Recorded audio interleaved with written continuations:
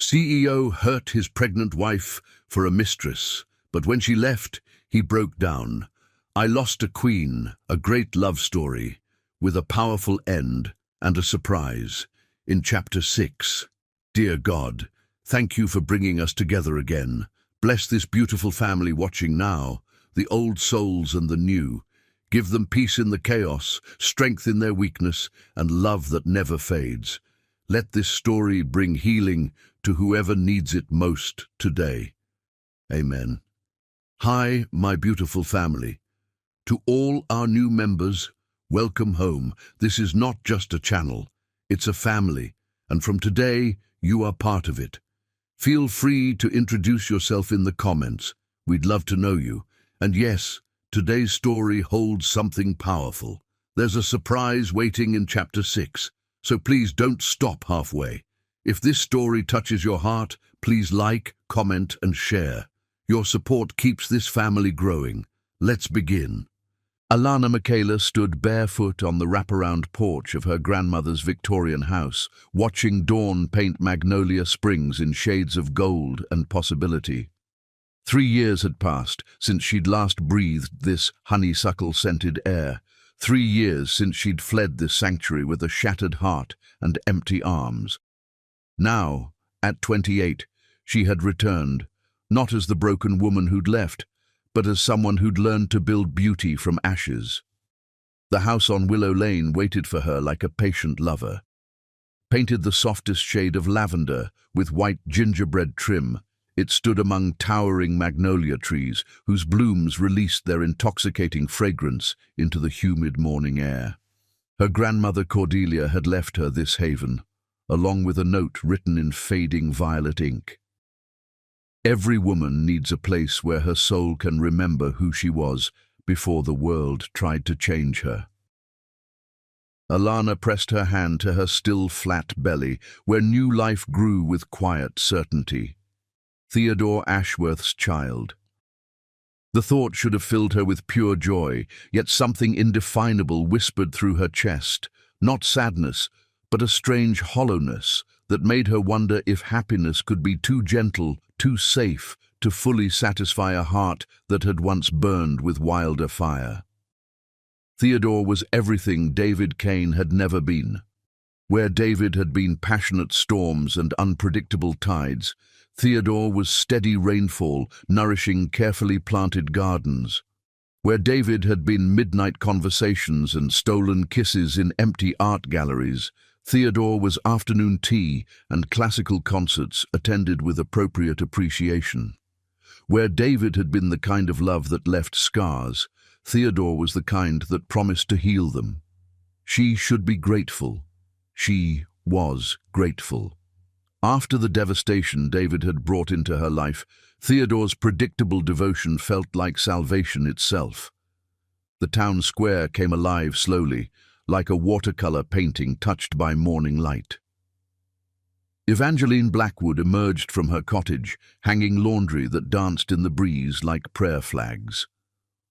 Augustus Fairweather swept the steps of his antique shop, humming hymns that had comforted generations.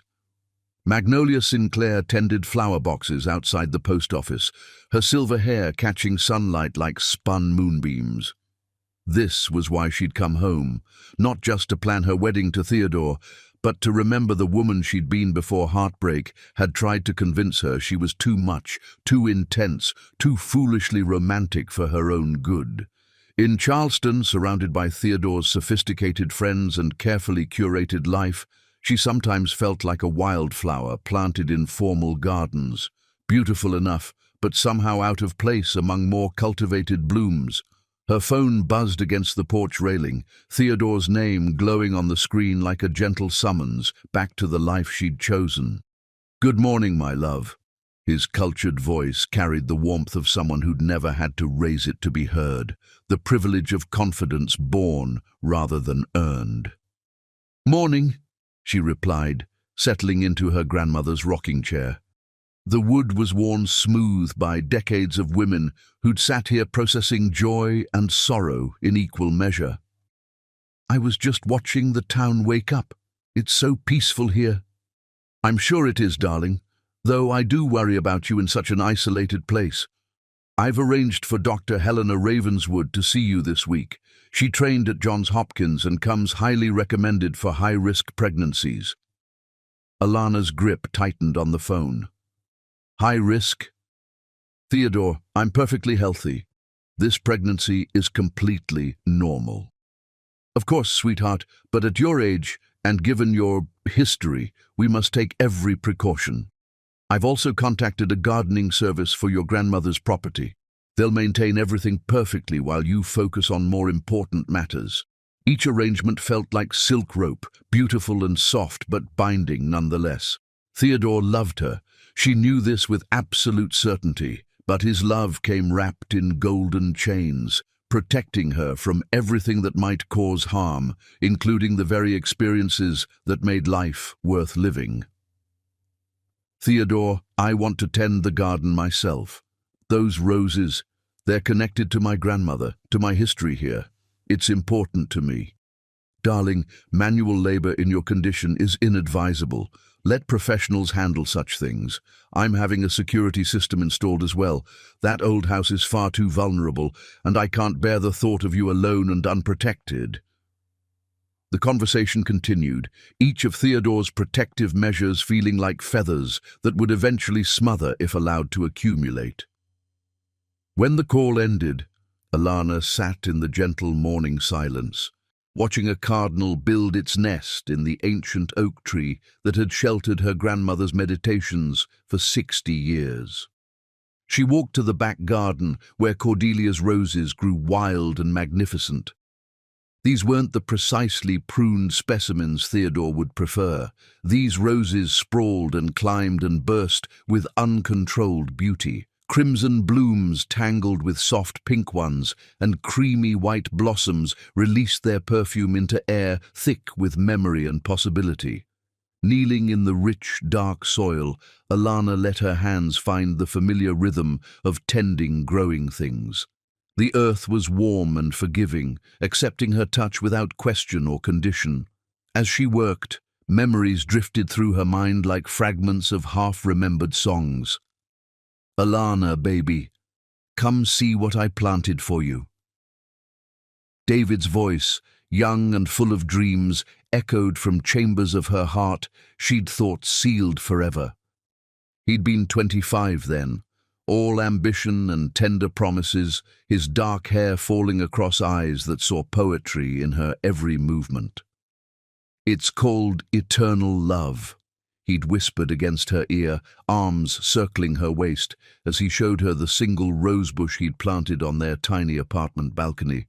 The man at the nursery said it blooms twice a year, spring and fall, like how I fall in love with you all over again every season.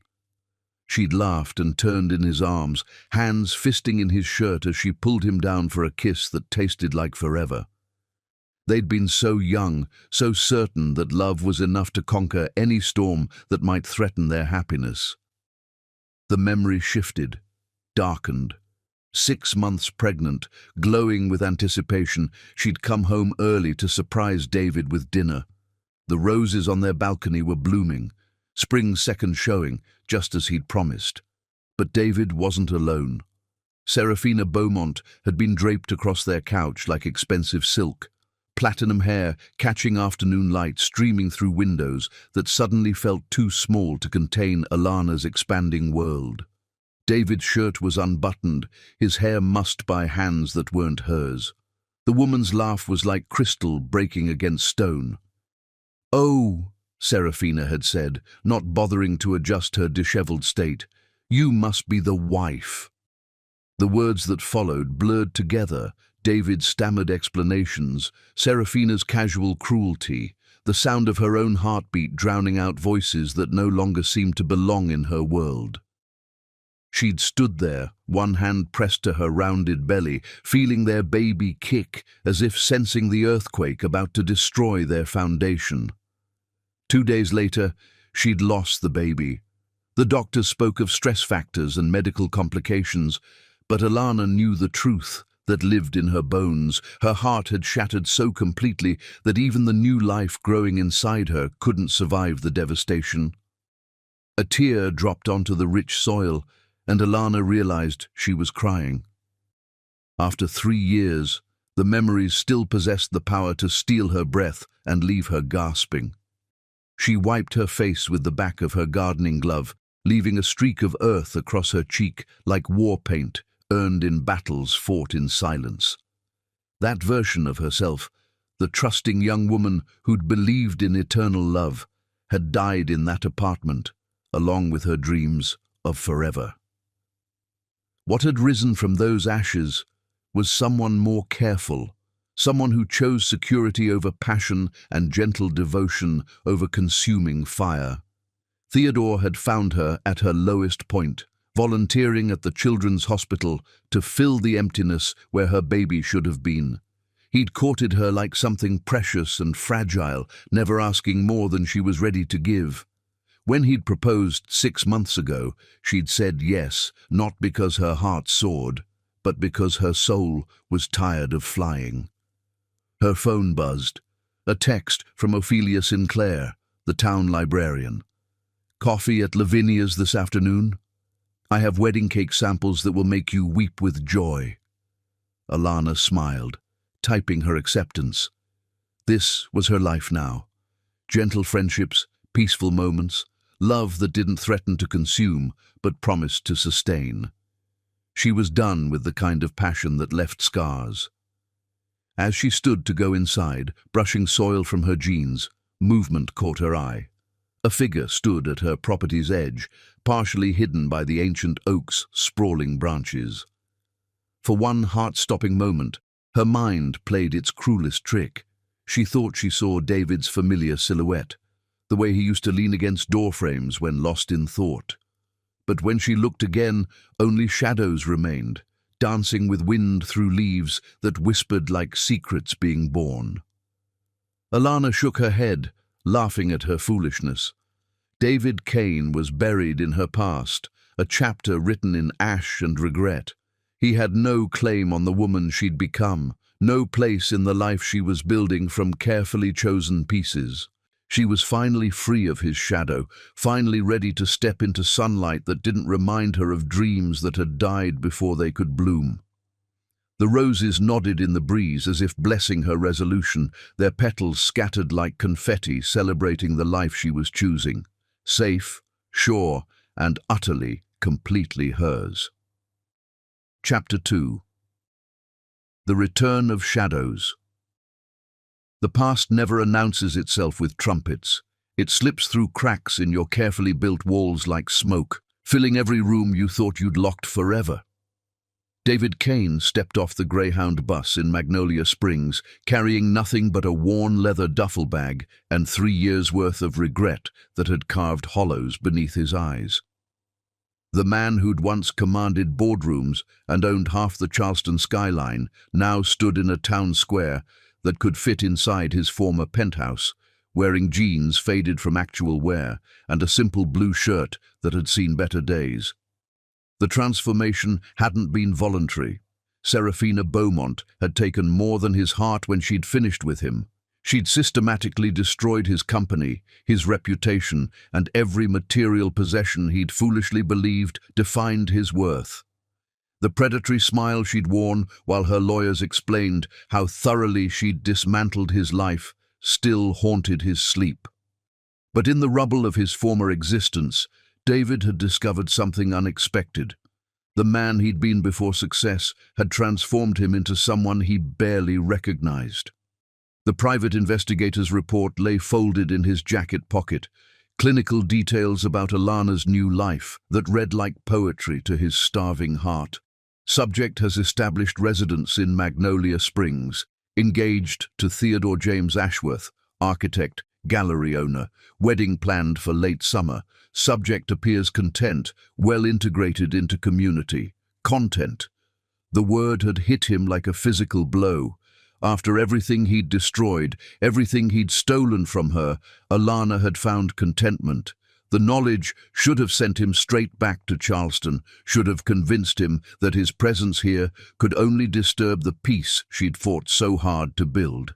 Instead, he'd bought a bus ticket, Evangeline Blackwood's cottage sat on Elderbury Lane like a grandmother's gentle reproof, small, weathered, but undeniably honest. When he'd called about renting it, her voice had carried the sort of maternal authority that made grown men confess their sins without being asked. "You hurt that girl something fierce," she'd said without preamble. "But my grandmother always said every soul deserves a chance to tend their own garden, whether they're planting seeds or pulling weeds.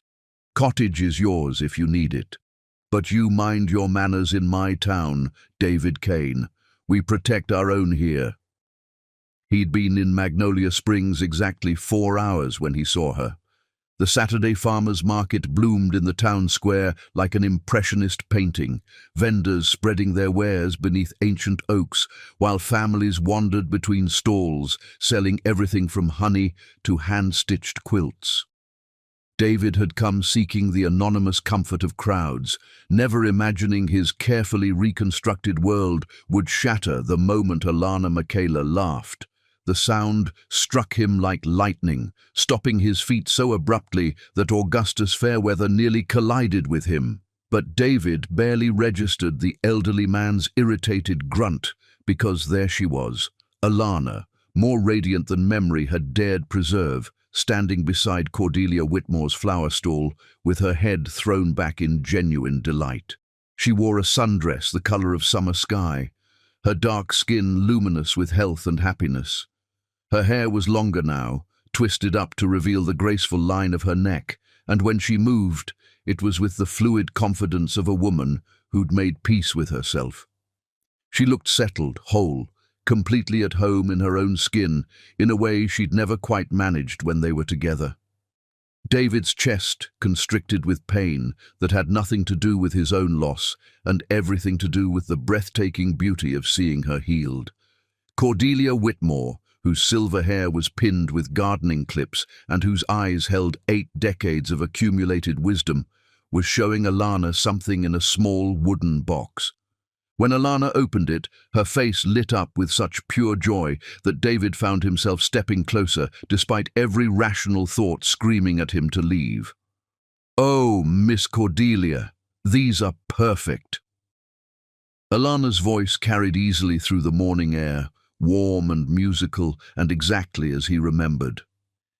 "Theodore will adore them for the wedding arrangements." Theodore. The name hit David like ice water, though he'd known, of course. The investigator had been thorough. Theodore Ashworth, successful architect, gallery owner, collector of rare books and apparently rare women. A man who could offer Alana the stable, gentle life David had destroyed with his selfish weakness. The name should have sent him retreating to his rented cottage, should have convinced him to catch the next bus to anywhere else. Instead, he found himself walking closer, drawn by a force he couldn't name and lacked the strength to resist. He was near enough now to see the way Alana's engagement ring caught morning sunlight, a tasteful solitaire that spoke of thoughtful selection rather than passionate impulse. Close enough to notice the subtle changes 3 years had brought, laugh lines around her eyes, the way she carried herself with new certainty, the gentle glow that meant. His blood turned to Arctic water. She was pregnant. The realization staggered him. Alana was going to have the family they'd dreamed of, the baby they'd lost, the life he'd thrown away for a woman who'd never loved anything but the power she could gain from destroying it. She was going to be a mother, just as she'd always wanted, just as she should have been 3 years ago if he hadn't been too weak to resist temptation.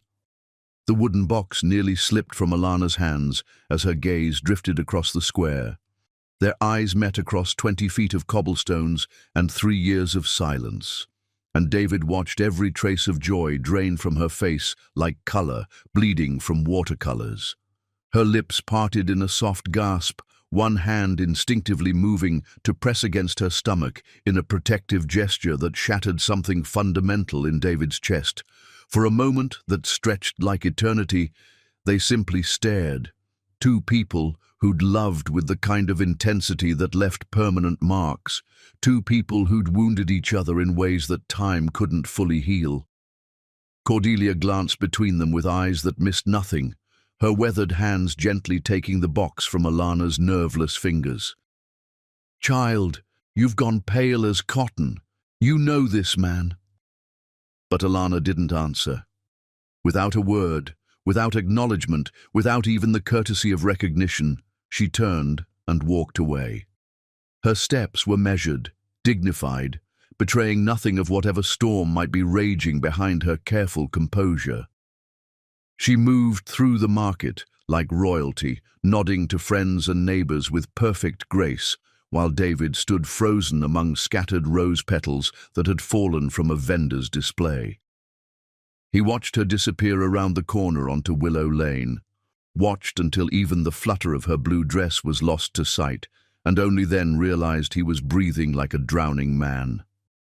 "Lord, have mercy," Cordelia muttered, and David turned to find the elderly woman studying him with the sort of penetrating stare that could strip a soul bare. "You're him, aren't you?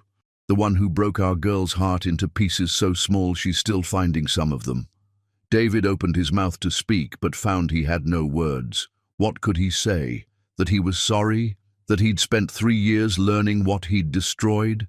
That he'd come not to win her back, but simply to witness her happiness, to know she'd found the peace his betrayal had stolen? Cordelia's expression softened fractionally, though her tone remained stern as winter wind. "Whatever you're thinking, boy, you'd better think harder. That girl has been through fire and came out gold. She's building something beautiful now, something that won't break her into pieces she might not survive putting back together again." "I know," David finally managed, his voice rough with emotions he couldn't categorize. I needed to see that she was okay, that she was happy. I lost a queen for fool's gold, and I had to know she'd found the kingdom she deserved. And now you've seen it. Question is, what are you planning to do with that knowledge?" The question hung between them like incense, heavy and inescapable. What was he planning to do? He'd convinced himself he'd come for closure, to make amends if possible, to see with his own eyes that Alana had found the love she deserved. But standing here now, having witnessed her contentment and the life she'd built from the ashes of their marriage, David realized he hadn't thought beyond this moment. "I don't know," he admitted, the honesty feeling like a small absolution.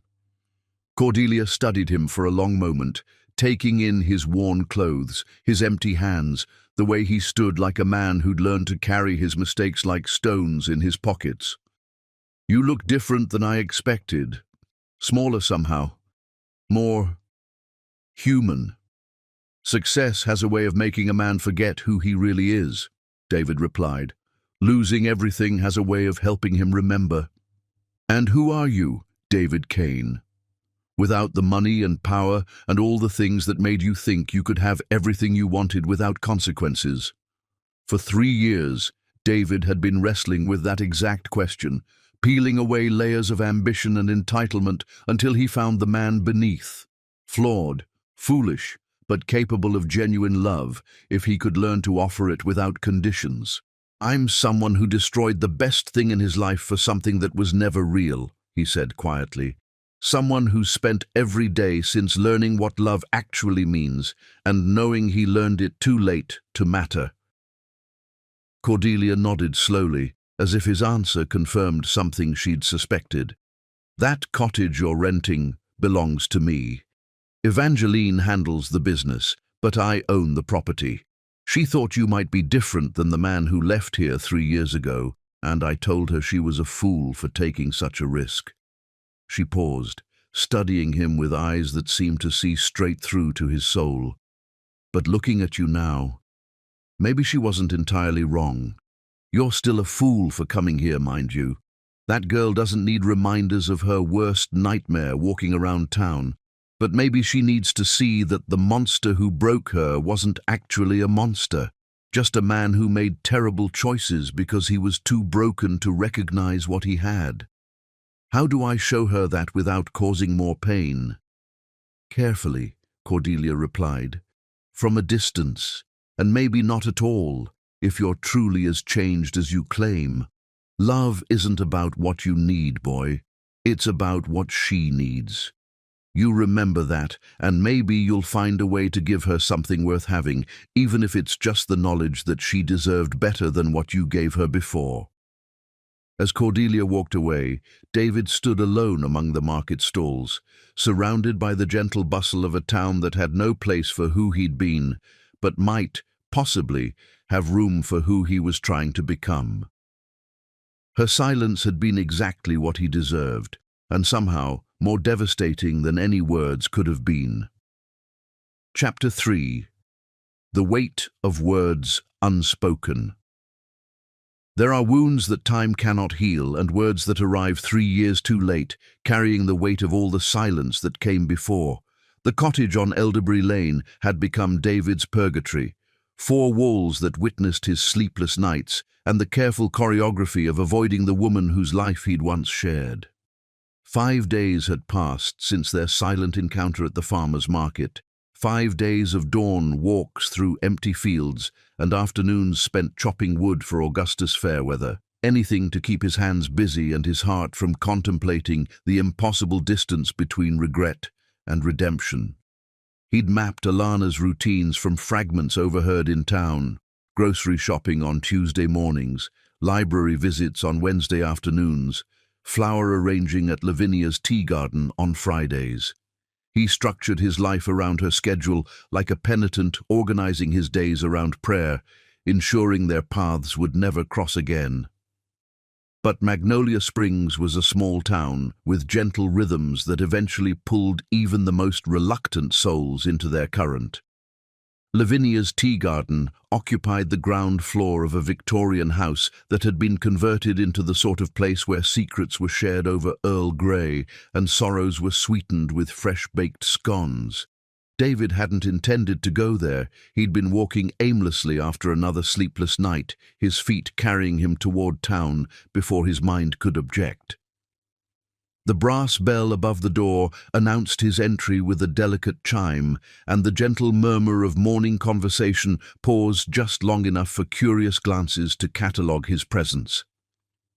Magnolia Sinclair looked up from her newspaper with sharp eyes, while Ophelia Sterling paused in her animated discussion of library book drives to assess him with the sort of penetrating gaze librarians had perfected over centuries of managing troublemakers.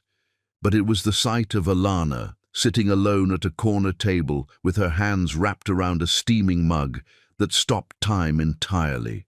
She wore a cream-colored sweater that made her skin glow like honey touched by morning light, her hair falling in soft waves that caught the golden illumination filtering through lace curtains. There was a serenity about her that hadn't existed during their marriage, as if she'd found some internal compass that no external storm could disturb. She was arranging flowers from a wicker basket, her movements graceful and sure as she created small bouquets with unconscious artistry. Their eyes met across the tea room's genteel chaos, and this time she didn't look away. The moment stretched between them like a bridge neither was certain they should cross. Around them, the careful dance of small-town politeness continued, but David felt as if he and Alana existed in a bubble where only truth could survive the pressure. She gestured to the empty chair across from her, with a movement so slight it might have been imagination, but David's heart recognized it as invitation. He crossed the room carefully, moving like someone approaching a wild creature who might bolt at sudden motion.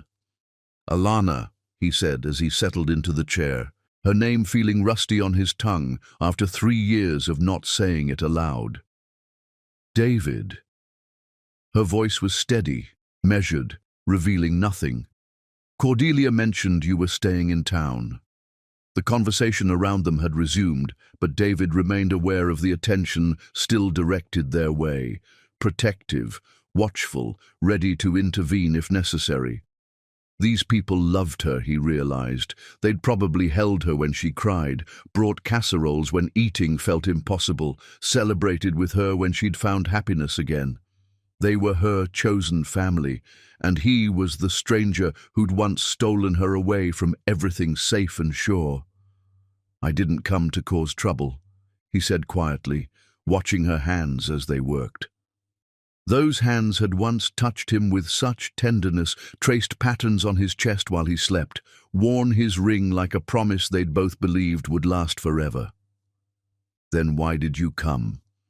She selected a white rose from her basket, its petals perfect and pristine. "And please don't tell me it was coincidence. We both know Magnolia Springs isn't exactly a tourist destination." The question he'd been dreading since buying his bus ticket. How could he explain that guilt had devoured him alive, that every sunset reminded him of evenings they'd shared on their tiny balcony, that he'd needed to see with his own eyes that she'd survived the wreckage he'd made of their life together? "I came because I owed you an explanation," he said finally, "and an apology that should have been given 3 years ago." Alana's hands stilled on the flowers. When she looked up, her eyes held depths he'd never seen before. Not the bright, trusting gaze of the woman he'd married, but something more complex, more carefully guarded. "I don't need your explanations, David. I learned to live without them a long time ago. But I need to give them." The words emerged rougher than he'd intended, weighted with desperation he'd hoped to keep hidden. "I need you to know that what happened, it wasn't about you. It was never about you not being enough." She set down the rose and leaned back in her chair, studying him with the sort of clinical attention she might give a particularly challenging piece of art she was trying to understand. "Serafina Beaumont was beautiful," Alana said, and David flinched at hearing that name spoken in her voice. "Sophisticated, confident, everything I wasn't. I've had 3 years to analyze why you chose her over me, over our baby, over the life we were building together." "Alana, no, let me finish." Her voice cut through his protest with quiet authority. "I spent months wondering what I could have done differently. Should I have dressed better, been more exciting, less needy, less ordinary?" Each word felt like a blade between his ribs. The thought that she'd spent even a moment blaming herself for his failures made him feel sicker than his worst hangover, more ashamed than the day he'd lost everything to Serafina's calculated destruction. "You were never ordinary," he said, his voice hoarse with conviction. "You were extraordinary. You still are. What I did—" "God, Alana, what I did had nothing to do with you and everything to do with the fact that I was so terrified of deserving you that I sabotaged everything good in my life before it could be taken away." She picked up another flower, a pink rose this time, its edges touched with cream. "That sounds like something you learned in therapy." 3 years of it, he admitted. "After I lost the company, after Serafina took everything I thought mattered. After I realized that the only thing that had ever actually mattered was sitting in a hospital room, losing our baby because I was too selfish and scared to fight for what we had." The words hung in the air between them like smoke, impossible to take back, too heavy to ignore. Alana's hands trembled slightly as she added the pink rose to her arrangement, but her voice remained steady. "The baby wasn't your fault, David. The doctors said stress could be a contributing factor, but—" She paused, gathering herself. "Things like that happen. I understand that now. But it wouldn't have happened if I hadn't brought that stress into our lives. If I hadn't been too weak to resist temptation, too proud to admit I was struggling, too afraid to tell you that I felt like I was drowning in the pressure of trying to be the man you deserved." Alana looked up then, and for just a moment he glimpsed the woman who'd loved him unconditionally, who'd believed in him even when he couldn't believe in himself. "You never told me you were struggling. You just pulled away, started working later, talking less, touching me like I was made of glass instead of flesh and blood. I thought I was losing you, but I didn't know how to fight for something you seemed determined to destroy." The admission hung between them, raw and honest and painful in its accuracy. David remembered those months before everything collapsed, how success had felt like a trap, how every achievement had only raised expectations higher, how he'd felt like an imposter wearing a life that belonged to someone worthier. I should have talked to you, should have trusted you with my fears instead of trying to carry them alone.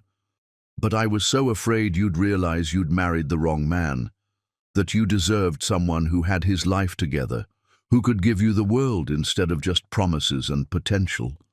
So you decided to prove me right by throwing away everything we'd built.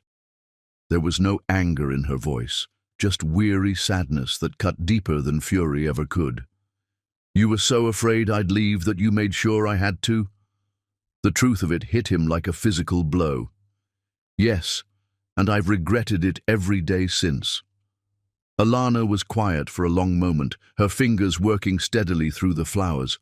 Around them, the tea room continued its gentle hum of conversation, but David felt as if they existed in a pocket of time where only honesty could survive. Serafina came to see me, she said finally, her voice barely above a whisper. After I left the hospital, she wanted to make sure I knew exactly how little our marriage had meant to you. How easily you'd been seduced away from your pregnant wife by a woman who understood what powerful men really needed. David's vision went red around the edges. She did what? She told me about the other times, the business trips where you weren't alone, the conferences where she was your companion. She wanted me to know that what I'd walked in on wasn't a moment of weakness, but the culmination of something that had been going on for months. That's not... Alana, that wasn't true. What you saw that day, it was the first time, the only time. I swear to you, it doesn't matter now. Alana's voice carried finality that stopped his desperate explanations cold. True or not, the damage was done. Our marriage was over the moment you let her into our home, into our bed, into the life we'd built together. She was right, and they both knew it. The specifics of his betrayal mattered less than the fact that he'd betrayed her at all, that he'd broken the trust that held their world together. I know, he said quietly. I know I can't undo what I did, can't take back the pain I caused you. But I needed you to know that losing you, losing our baby, losing the life we'd planned together, it destroyed me.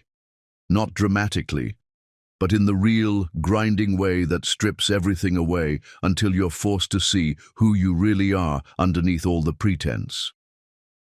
And who are you, David? Underneath all the pretense? The question he'd been wrestling with for 3 years, through therapy sessions and sleepless nights, through the humiliation of losing everything he'd thought defined him.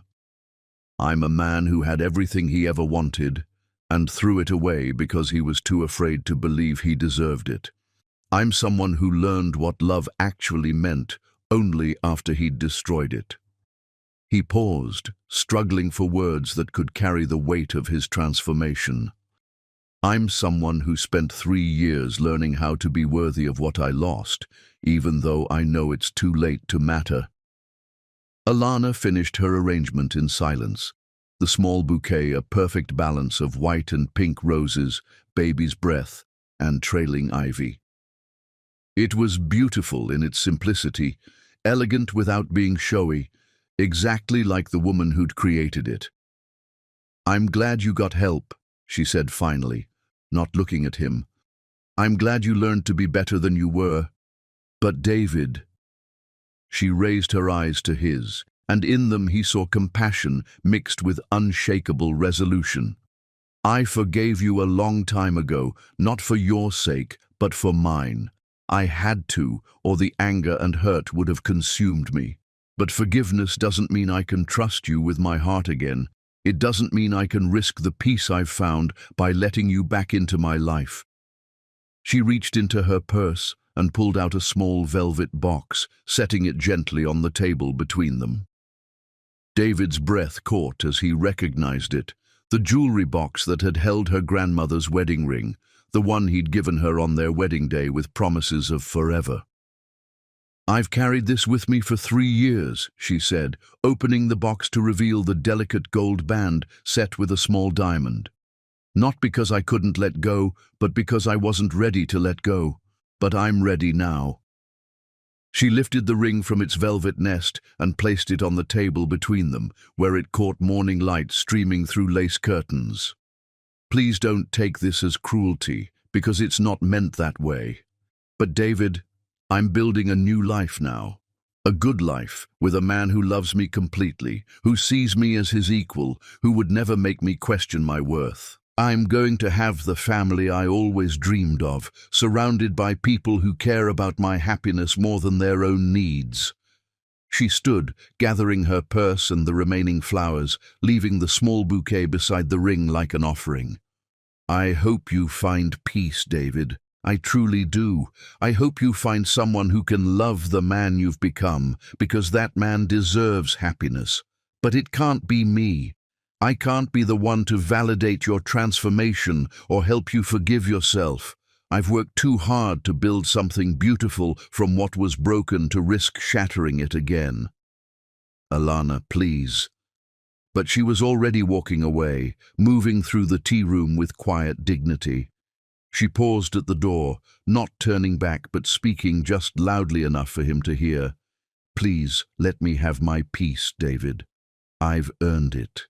And then she was gone, leaving him alone with a ring that had once symbolized forever and flowers that smelled like goodbye. Chapter 4. The Garden of Second Chances. Sometimes redemption grows in the most unlikely soil, in the space between what was lost and what might yet be found, tended by hands that have learned the difference between taking and giving. The Magnolia Springs Community Garden existed in the gentle shadow of the old Methodist church, where rows of vegetables grew alongside healing herbs and flowers that bloomed for no purpose other than beauty. David discovered it on his 7th day in town, when sleepless guilt drove him from his cottage before dawn, and his aimless wandering led him to a place where broken things came to grow again. Augustus Fairweather was already there, his weathered hands coaxing life from reluctant soil, with the patience of someone who understood that growth couldn't be rushed.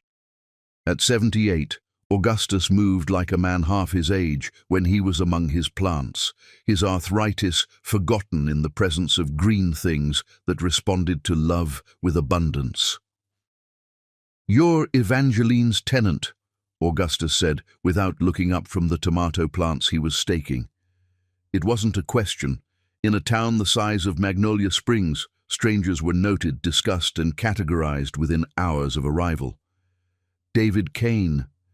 He offered his name like a man confessing a sin, expecting judgment or dismissal. "I know who you are, son." Augustus straightened, studying David with eyes that held no condemnation, only the calm assessment of someone who'd witnessed enough seasons to know that storms always passed eventually. "Question is, what are you planning to do with yourself while you're here?" David had no answer. He'd come to Magnolia Springs with nothing but regret and desperate hope, carrying no plans beyond the fantasy that seeing Alana might somehow ease the crushing weight of his mistakes. Now, after their devastating conversation at Lavinia's tea garden, he understood that his presence here served no purpose, except to remind her of pain she'd worked tirelessly to heal. "I don't know," he admitted, the honesty feeling like relief. "I thought I did, but you didn't think past the wanting to the what comes after." Augustus nodded knowingly. "I've seen that particular folly before. Usually in young men who think love is about what they need instead of what they can give." The old man gestured toward a patch of earth that looked abandoned, choked with weeds and scattered with the debris of seasons past. "That there used to be Marianne Ashford's pride and joy, roses that would make angels weep," she used to say. "But Marianne passed last winter, and her family lives up in Charlotte now. Don't have time for the old woman's flowers." David stared at the neglected plot, seeing in it a reflection of everything he'd let wither through his own carelessness. "Garden needs tending," Augustus continued. "Not the dramatic kind, not grand gestures or expensive fixes, just the quiet, daily work of pulling weeds and watering what's left worth saving. You interested in that kind of labor?" Something in the old man's tone suggested he wasn't only talking about roses. "I don't know anything about gardening," David said. "Neither did I, 40 years ago, when my Lucinda dragged me out here after our boy died in Vietnam. Thought I could outrun grief by staying busy, but she was wiser than me. Knew that some kinds of healing require you to get your hands dirty, to tend to life even when your own feels finished." Augustus handed David a pair of worn gardening gloves and a small spade. "Start with the obvious weeds. We'll worry about what's worth saving once we can see what we're working with." The work was harder than David had expected, the Georgia sun unforgiving even in the early morning hours, his soft hands accustomed to keyboards and contracts blistered within the first hour. But there was something meditative about the rhythm of digging and pulling, something honest about the way soil clung to his clothes and sweat beaded on his forehead. By the third day, other volunteers had begun to acknowledge his presence with nods and cautious greetings. Magnolia Sinclair brought him sweet tea in a mason jar and advice about which weeds to pull first.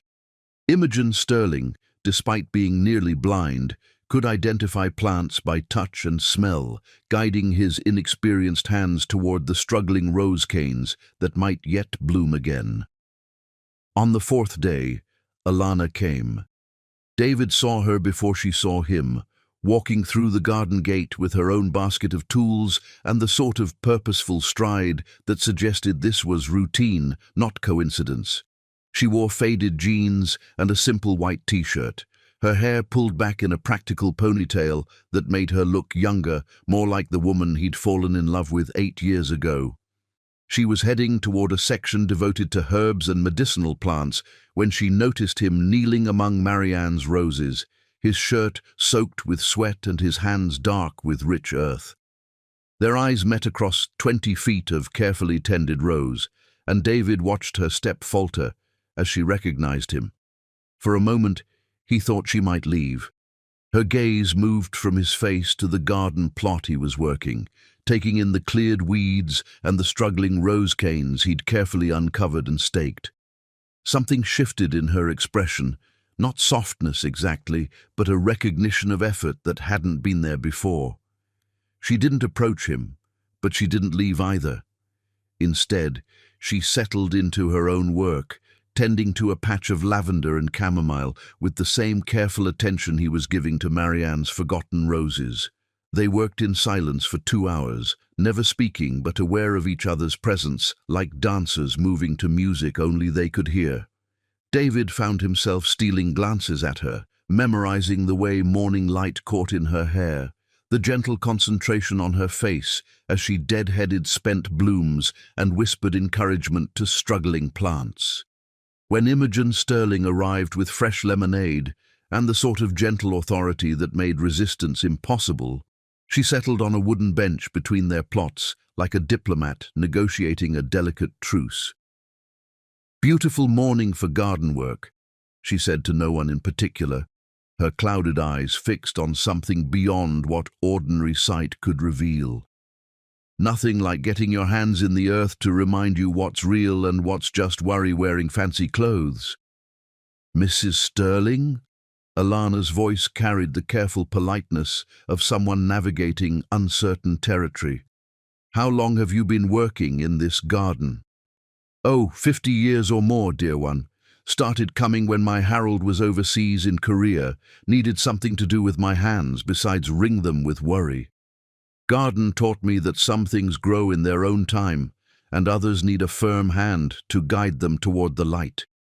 She turned her face toward David, though he knew she couldn't see him clearly.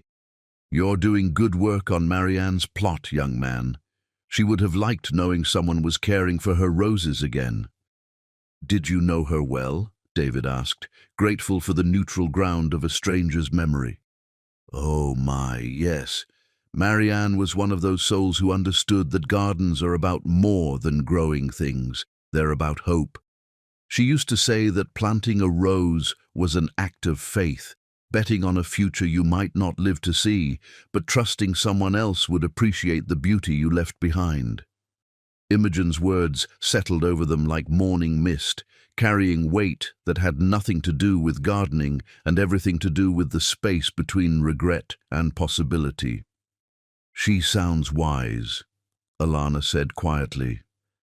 "Wise enough to know that some things are worth tending even when they look too far gone to save.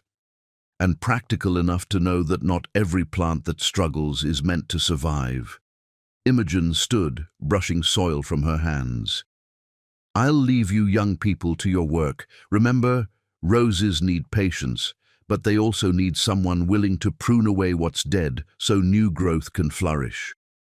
After she left, the silence between David and Alana felt different, still careful, but no longer hostile. They continued working, the space between them measured not just in feet, but in the careful distance of two people who'd once shared everything and now shared only the memory of what that had cost them. It was nearly noon when Theodore's car pulled up to the garden gate. David heard it before he saw it, the low purr of an expensive engine that spoke of success and careful maintenance. Theodore Ashworth emerged from a silver BMW wearing khakis that had never seen honest work and a polo shirt that probably cost more than David's weekly grocery budget. He was exactly what David had expected, and somehow worse for being so perfectly predictable, tall, distinguished, with the sort of effortless confidence that came from never having to question whether you belonged in any room you entered. When he smiled at Alana, it was with the possessive warmth of a man secure in his ownership of something precious. "There you are, darling. I was worried when you didn't answer your phone."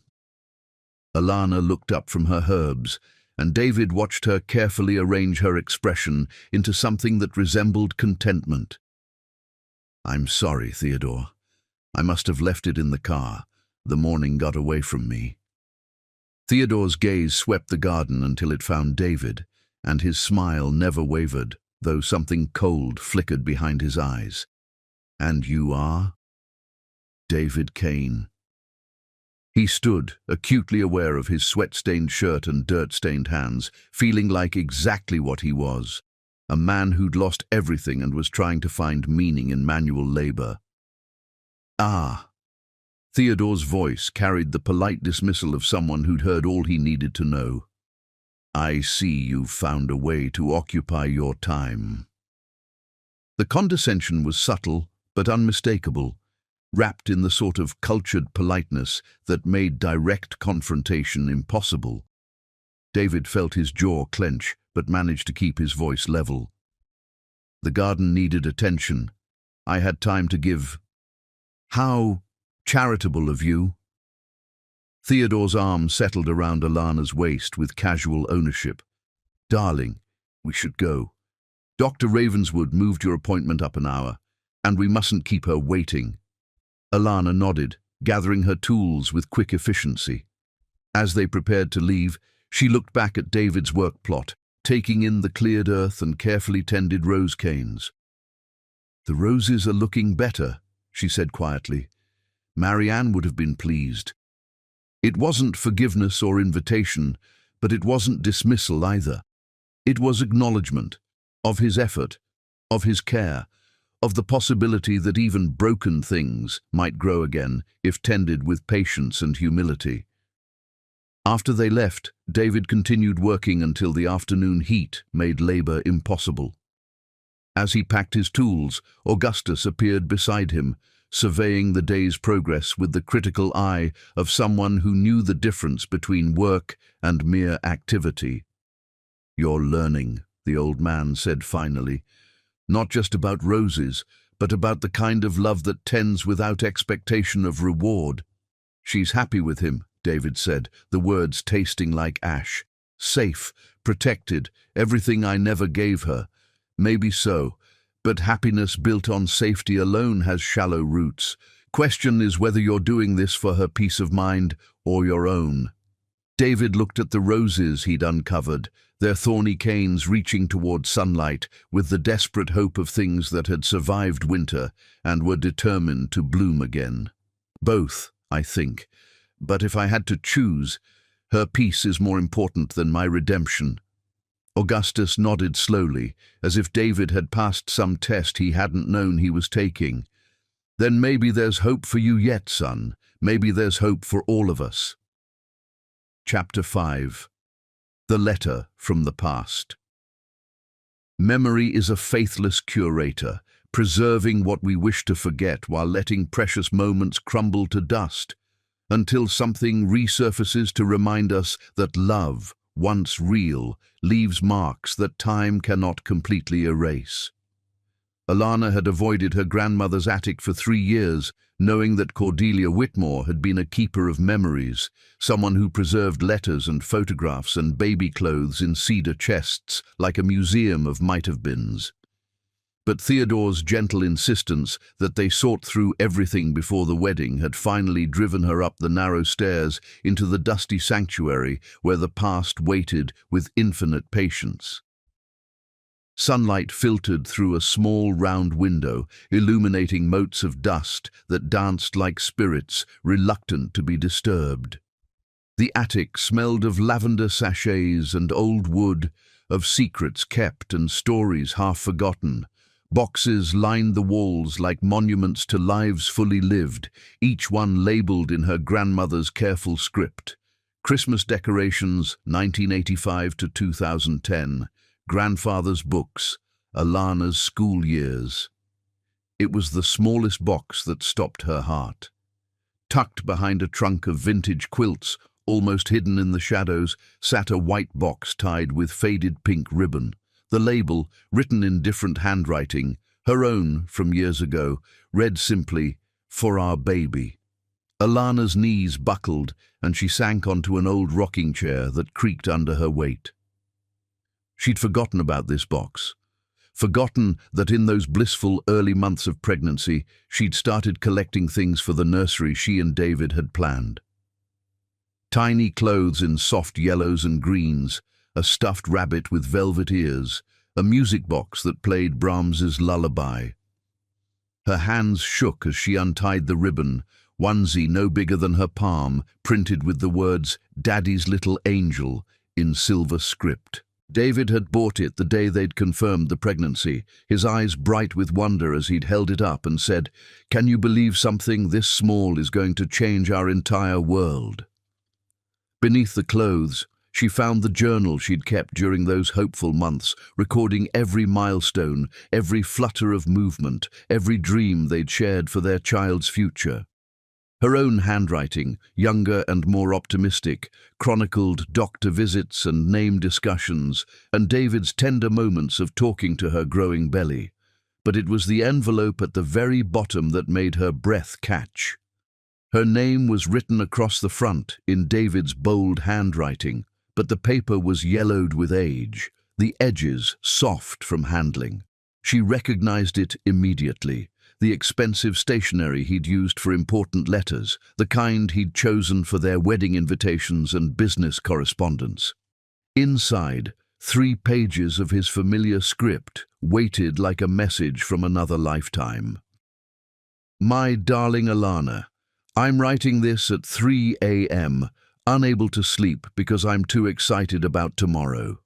In 6 hours we have our ultrasound appointment, and we might finally learn whether we're having a son or daughter. Though honestly, I don't care which. I just want to see our baby again, to watch you light up the way you do whenever we talk about becoming parents. I've been thinking a lot lately about what kind of father I want to be.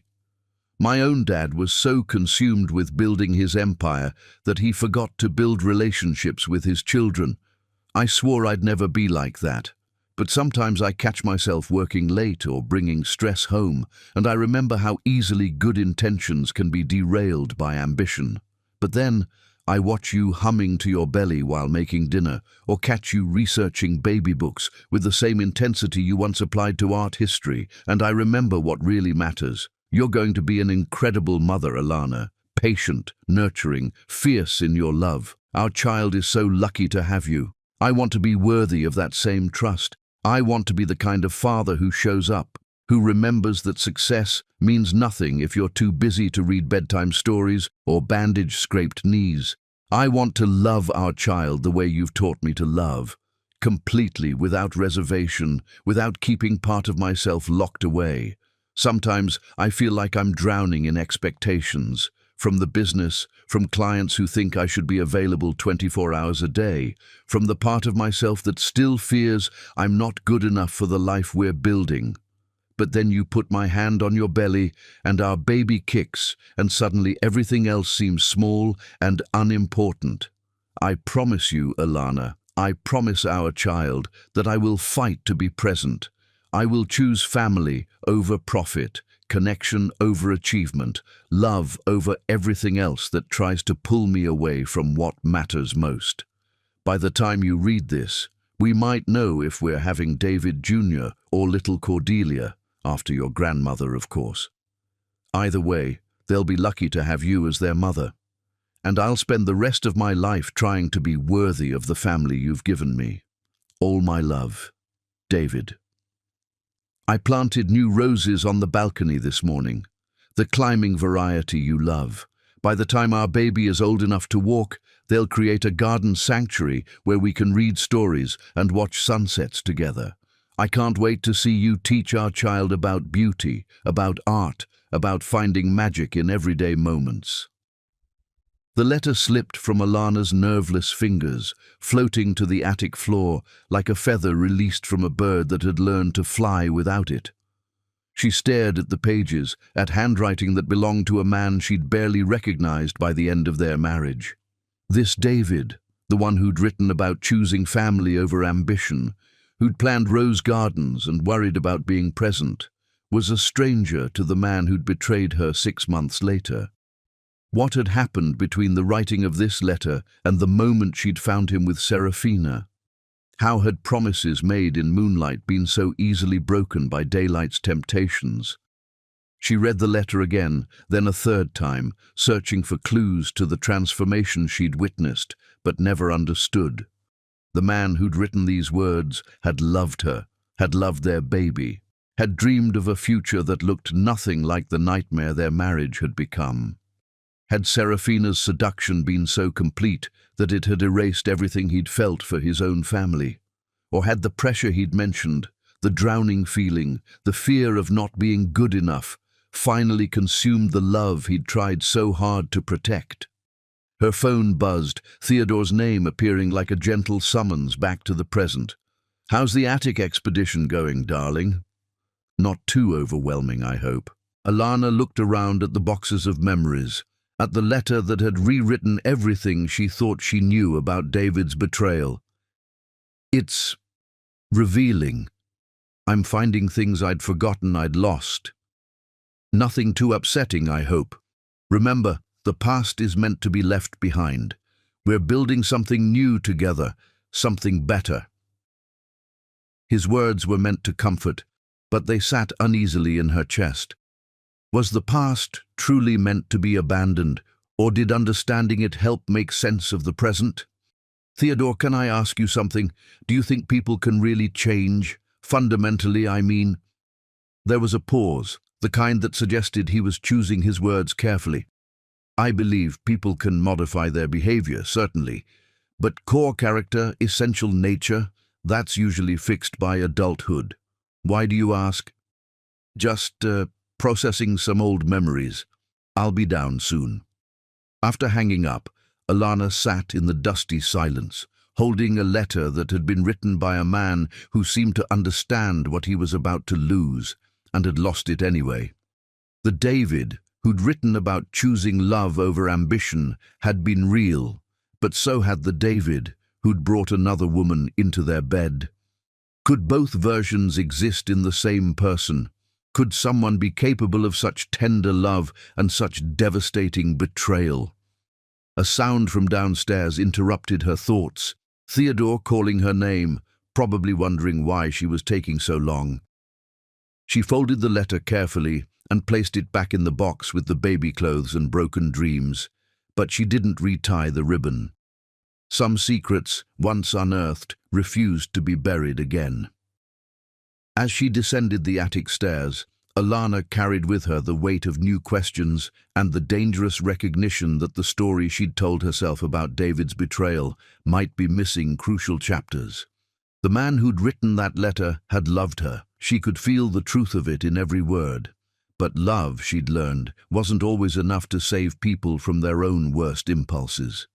The question that haunted her as she rejoined Theodore in the living room wasn't whether David had loved her, but whether the man who'd written that letter still existed somewhere beneath the ashes of what he'd destroyed, and whether it mattered if he did.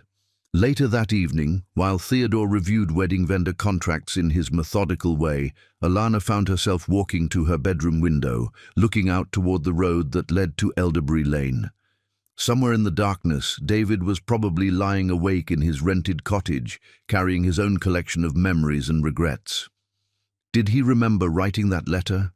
Did he remember the promises he'd made to a baby who would never be born, to a love he'd thrown away for something that had never been real?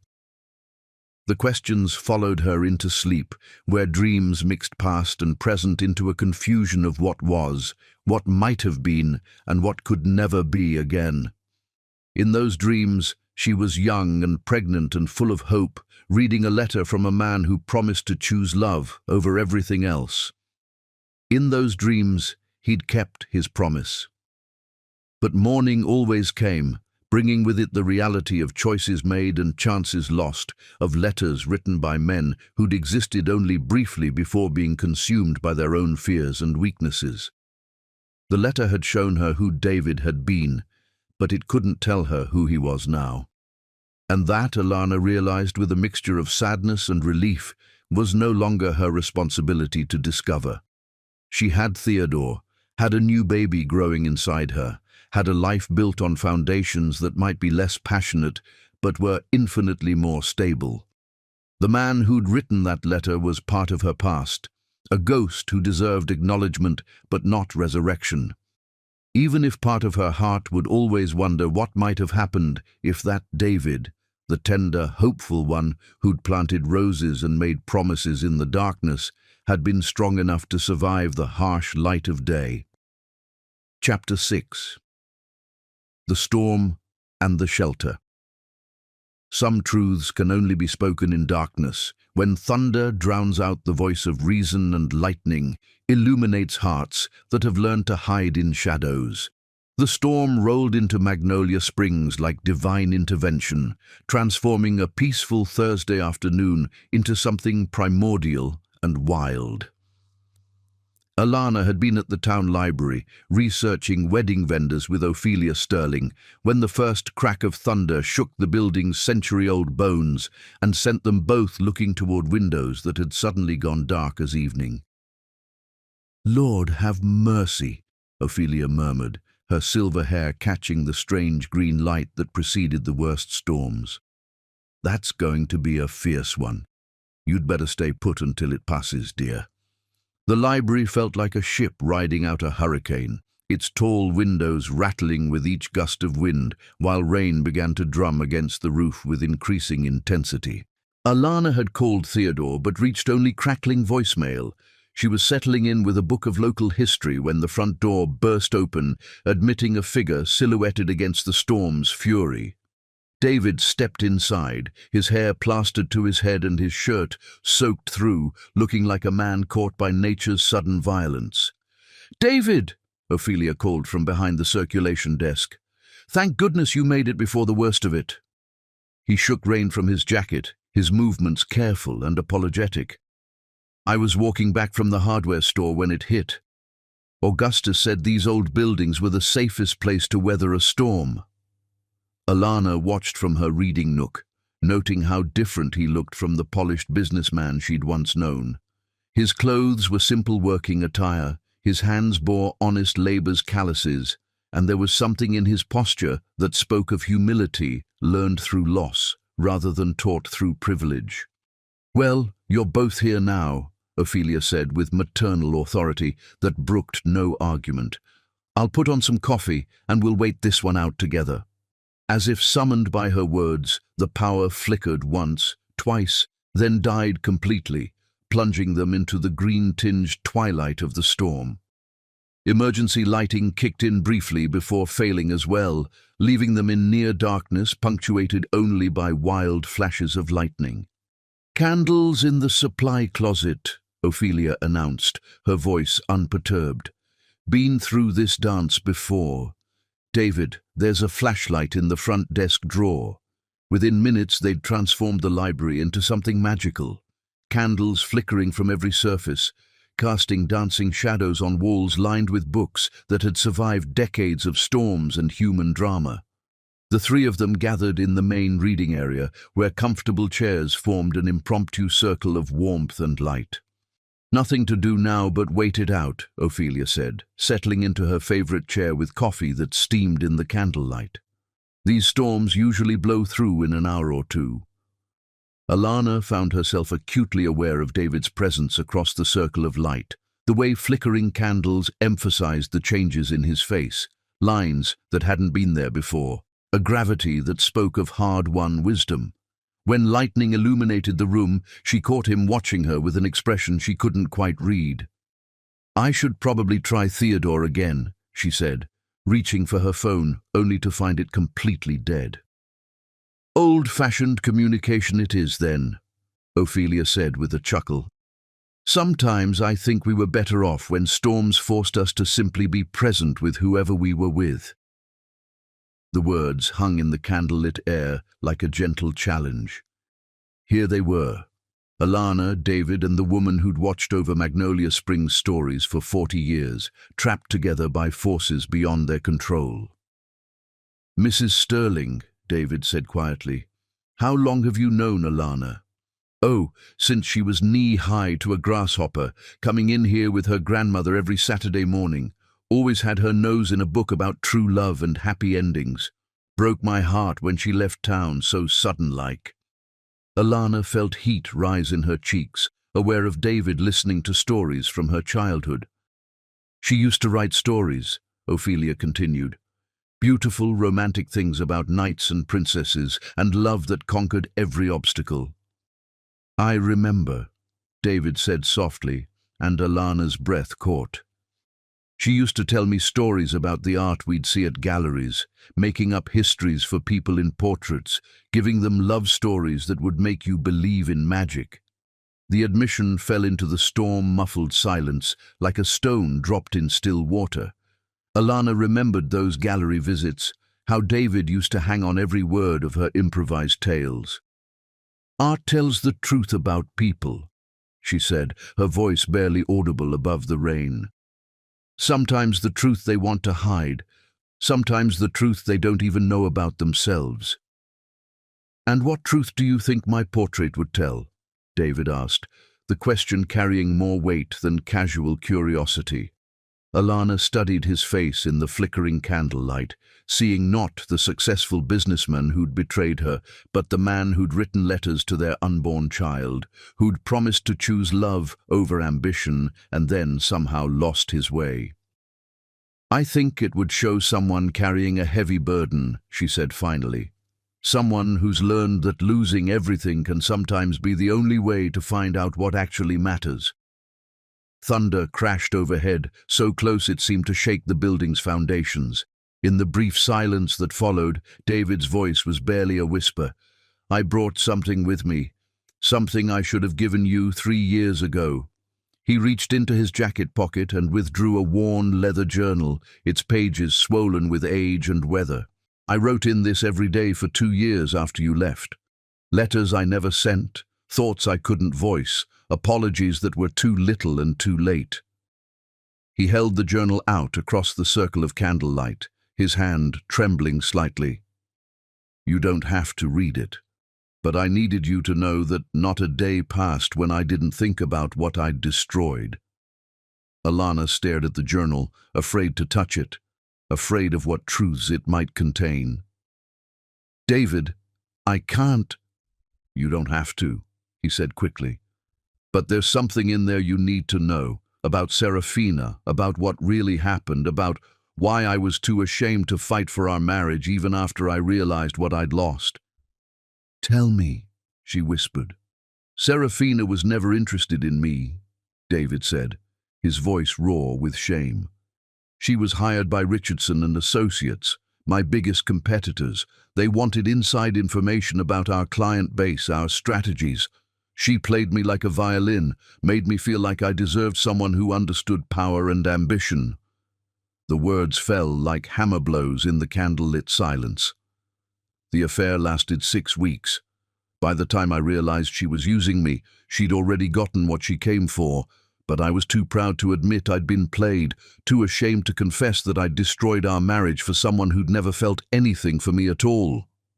Alana felt something crack open in her chest. Not forgiveness exactly, but understanding. The man she'd married had been seduced not just by another woman, but by a version of himself that had never really existed. "So you let me believe it was about love," she said quietly. "Because the truth was worse, that I'd thrown away everything real for something completely fabricated. That I'd been so desperate to become someone important that I'd become someone unrecognizable instead." The storm was beginning to move on, the thunder growing more distant, but the three of them remained in their circle of candlelight, bound together by truths that had taken a blackout to illuminate. What happened to her? "She took everything, the business, most of my money, the reputation I'd thought was so important. Then she moved on to her next target." Ophelia, who'd been listening with patient attention, finally spoke. "Storms like this one strip away everything that isn't firmly rooted. They show us what's really strong and what's just been pretending to be." Her words carried the weight of prophecy, and Alana found herself looking at David, really looking at him, for the first time since he'd returned to Magnolia Springs. The man sitting across from her wasn't the successful businessman who'd betrayed her, or the broken figure who'd lost everything to schemes, but someone else entirely, someone who'd been carved by loss and shaped by regret into something more honest than either version that had come before. "I should get home," she said, as the rain began to soften. "Theodore will be worried." But she didn't move, and neither did David, and the candles continued to burn while outside the storm spent its fury and moved on, leaving behind the strange peace that comes after nature reminds human beings how small they really are. In that peace, surrounded by books that had survived their own storms, Alana faced the most dangerous truth of all, that understanding David's betrayal hadn't made it hurt less, but it had made the hurt feel different, less like personal rejection and more like shared tragedy, and that difference, she realized with growing alarm, might be the first crack in the careful walls she'd built around her heart. Chapter 7. The Unveiling of Hearts. Sometimes we discover who we truly are, not in moments of joy, but in the spaces between what we expected and what we actually need, when the masks we wear become too heavy to carry and truth becomes the only thing light enough to breathe. The Magnolia Springs Harvest Festival bloomed across the town square like a Norman Rockwell painting come to life. All amber sunlight and the sweet scent of caramel apples carried on autumn breezes. Alana walked through the festivities arm in arm with Theodore, who'd arrived that morning from Charleston with careful punctuality that marked all his approaches to her life. She should have been happy. The festival was everything she'd loved about small-town life as a child. Local musicians playing bluegrass on a makeshift stage, children running between booths with painted faces, elderly couples sharing funnel cake on wooden benches worn smooth by decades of community gatherings. But Theodore's presence seemed to create an invisible barrier between her and the easy warmth of the celebration. He observed rather than participated, commented rather than experienced, treating the festival like an anthropological study rather than a joyful immersion in community spirit. Charming, in a provincial sort of way, he murmured as they passed a booth where Magnolia Sinclair was selling hand-knitted scarves with infectious enthusiasm. Very authentic. The word stung more than it should have.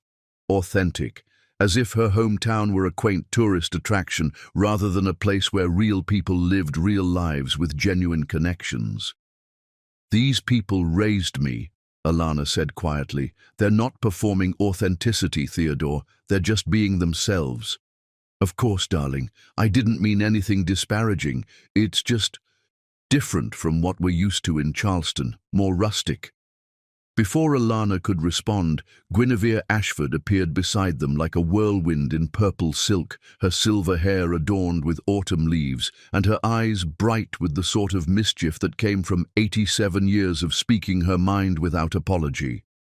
"Alana, sweetheart, and you must be the famous fiancé we've all heard so much about." Guinevere extended a ringed hand to Theodore with regal grace. "I'm Guinevere Ashford. I knew your grandmother back when we were both young and foolish enough to believe the world owed us something." Theodore accepted her handshake with polite wariness, clearly uncertain how to categorize this elegant woman who looked like she belonged in a Parisian salon but spoke with warm, small-town directness. "Mrs. Ashford, what a pleasure.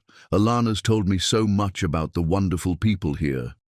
"I'm sure she has, though I doubt she's told you the half of it. We're a complicated bunch, we Magnolia Springs folk. Seem simple on the surface, but most of us have depths that would surprise you." Guinevere's eyes found Alana's, carrying a message that felt both warning and invitation. "Speaking of depths, I saw young David at the garden earlier.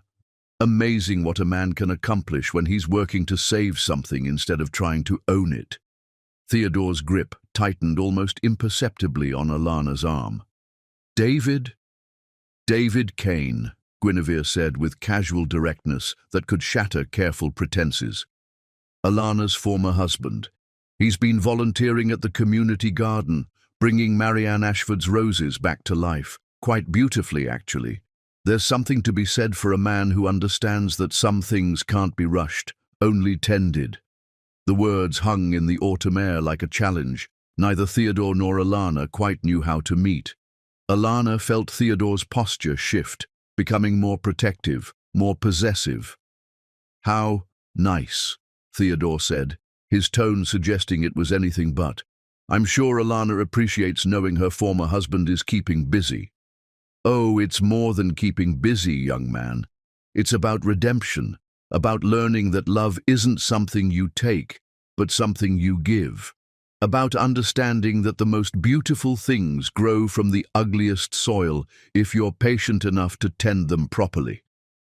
Guinevere's words carried the weight of someone who'd witnessed enough love stories to know the difference between those built on solid ground and those constructed on shifting sand. "Mrs. Ashford," Alana interrupted, desperate to redirect the conversation, "are you entering anything in the baking competition this year?" "My famous apple tart, same as every year for the past 23 years.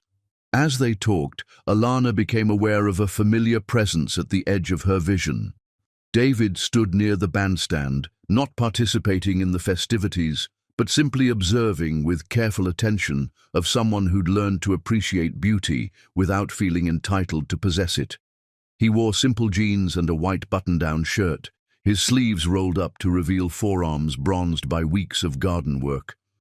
There was something different about the way he held himself, less of the restless energy she remembered from their marriage, more of the quiet stillness that came from someone who'd learned to be content with small moments and simple pleasures. "Would you like to dance, darling?" Theodore's voice pulled her attention back to the man beside her. "The music is lovely, but perhaps we should find somewhere to sit. You've been on your feet quite a bit today, and we must think of the baby." The gentle refusal, wrapped in concern for her pregnancy, felt like silk scarves binding her wrists. Theodore's love came with so many protective limitations, so many careful boundaries designed to keep her safe from anything that might cause discomfort or challenge. "I'd actually love to dance," she said, surprised by her own words. "The baby and I are both perfectly capable of swaying to music." "Darling, I don't think that's wise. The crowd, the uneven ground, the risk of someone bumping into you. Why don't we find a quiet cafe instead, somewhere more suitable for meaningful conversation?" Each protective objection felt like another layer of cotton wool being wrapped around her spirit. Theodore meant well. She knew that with absolute certainty. But his version of love felt increasingly like a beautiful cage, designed to keep her safe at the cost of keeping her truly alive. "Actually, I think I'd like some fresh air," she said, gently extracting her arm from his grip. "Maybe a walk around the perimeter of the festival." "I'll come with you, of course." "Actually, Theodore, would you mind getting us some of that apple cider? I've been craving it all week." It was a polite dismissal, and they both knew it. Theodore's jaw tightened almost imperceptibly, but his cultured upbringing wouldn't allow him to make a scene in public. "Of course, darling. I'll be right back." As soon as Theodore disappeared into the crowd, Guinevere stepped closer to Alana with conspiratorial air that suggested this moment had been orchestrated rather than accidental. "Walk with me, child. These old bones need exercise, and these old eyes need to show you something."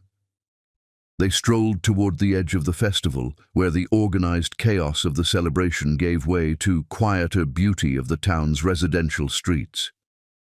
Guinevere walked with measured pace of someone who'd learned that important conversations couldn't be rushed. "You know, I've been watching love stories unfold in this town for 8 decades. I've seen every variation: young love and mature love, passionate love and comfortable love, love that burns bright and fast, and love that grows slowly like good wine. Mrs. Ashford, let me finish, dear one. I've also learned to recognize the difference between love that makes you more yourself and love that asks you to become less yourself. Between love that sees you as you are and love that wants to reshape you into something more manageable." They paused beside a wooden bench beneath an ancient oak tree, its leaves turning gold and crimson in the late afternoon light. From this vantage point, they could see the entire festival spread out below them like a living tapestry. "Your Theodore is a good man," Guinevere continued. "Kind, successful, devoted to your happiness. But sometimes I watch the way he hovers over you, the way he makes decisions about what's best for you without asking what you actually want. And I wonder if he's in love with you or with the idea of protecting something precious." The words hit closer to home than Alana was comfortable acknowledging. "He cares about me, about the baby. He wants us to be safe." "Safety is important, child, but so is growth, so is challenge. So is the messy, complicated, sometimes painful business of being fully human." Guinevere's eyes found Alana's with gentle intensity. "And sometimes the safest love isn't the truest love." Before Alana could respond, Guinevere nodded toward the festival below. "Look there, by the craft booths. Do you see him?" David was helping Imogen Sterling navigate between tables with packages of handmade quilts, his attention completely focused on ensuring the elderly woman didn't stumble on the uneven ground. There was something infinitely gentle about the way he matched his pace to hers, the way he listened to her directions with patient respect. 3 years ago, that man was so consumed with his own importance that he couldn't see past his ambitions to the love that was right in front of him, Guinevere observed. Now look at him, putting someone else's needs before his own without expectation of reward or recognition. That's what real change looks like, dear one.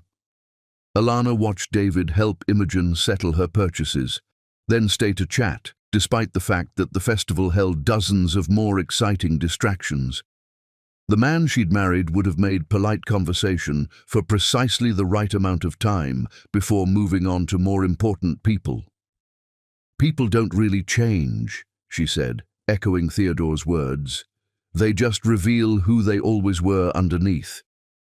"Sometimes that's true," Guinevere agreed, "but sometimes people get broken so completely that they have no choice but to rebuild themselves from scratch. And sometimes, if they're very lucky and very determined, they rebuild something better than what was broken." "Mrs. Ashford, what are you really trying to tell me?"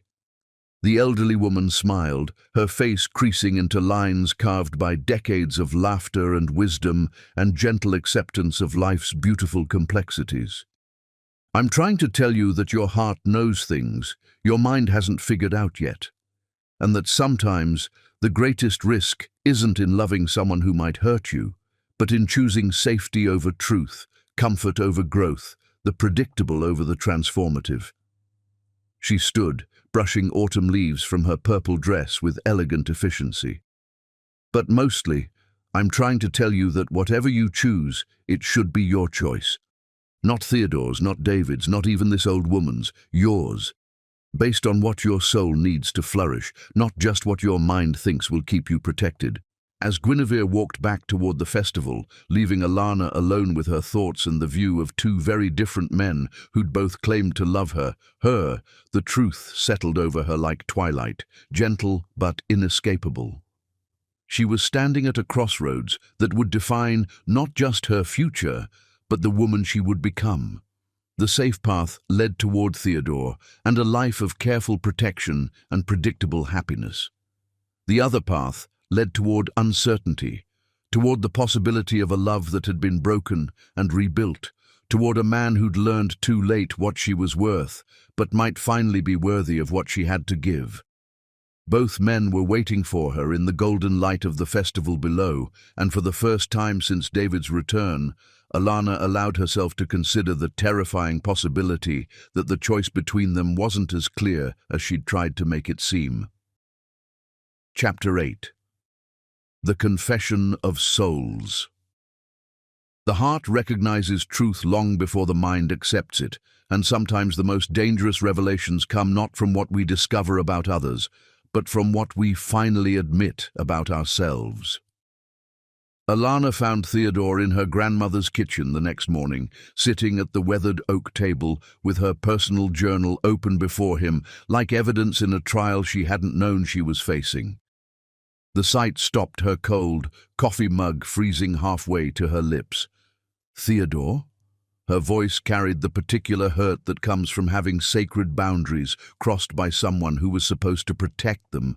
He looked up without apparent shame, his expression carrying patient concern she'd once found comforting, but now recognized as something more troubling, the look of someone who believed he knew what was best for her better than she did.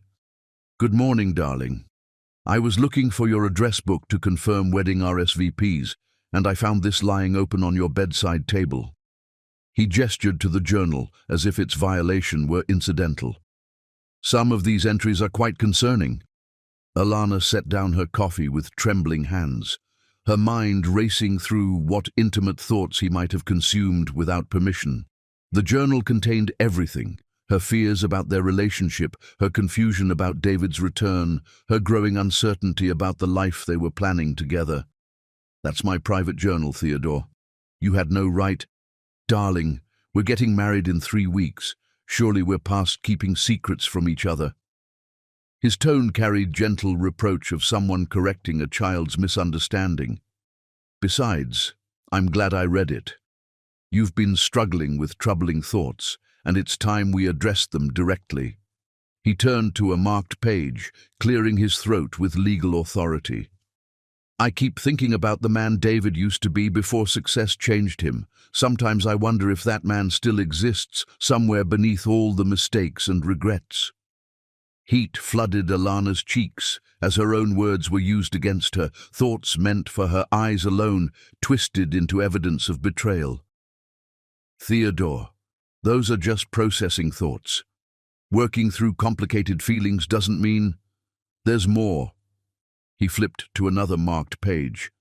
Theodore loves me completely, but sometimes I feel like I'm disappearing inside his care, like he's protecting me from anything that might cause pain and anything that might cause growth. The accuracy of her own observations, spoken back in Theodore's controlled voice, made her feel exposed and ashamed for having feelings that didn't fit neatly into the life he'd planned. I'm trying to understand what's happening here. When you accepted my proposal, I thought we were committed to building a stable future together. But these entries suggest serious doubts about our relationship and, frankly, inappropriate thoughts about your former husband. Alana sank into the chair across from him, feeling like a woman whose autonomy was being systematically dismantled by someone who claimed to love her. Theodore, everyone has complicated thoughts. Having feelings doesn't mean I'm going to act on them. It just means I'm human. But that's exactly my point, sweetheart. You shouldn't have to work through anything. We have a good life planned, stable, secure, built on mutual respect. If you're satisfied with what we have, why are you entertaining fantasies about a man who hurt you so badly you lost your first baby? The words hit like physical blows, each one calculated to remind her of David's capacity for destruction while positioning Theodore as her salvation. I'm not entertaining fantasies.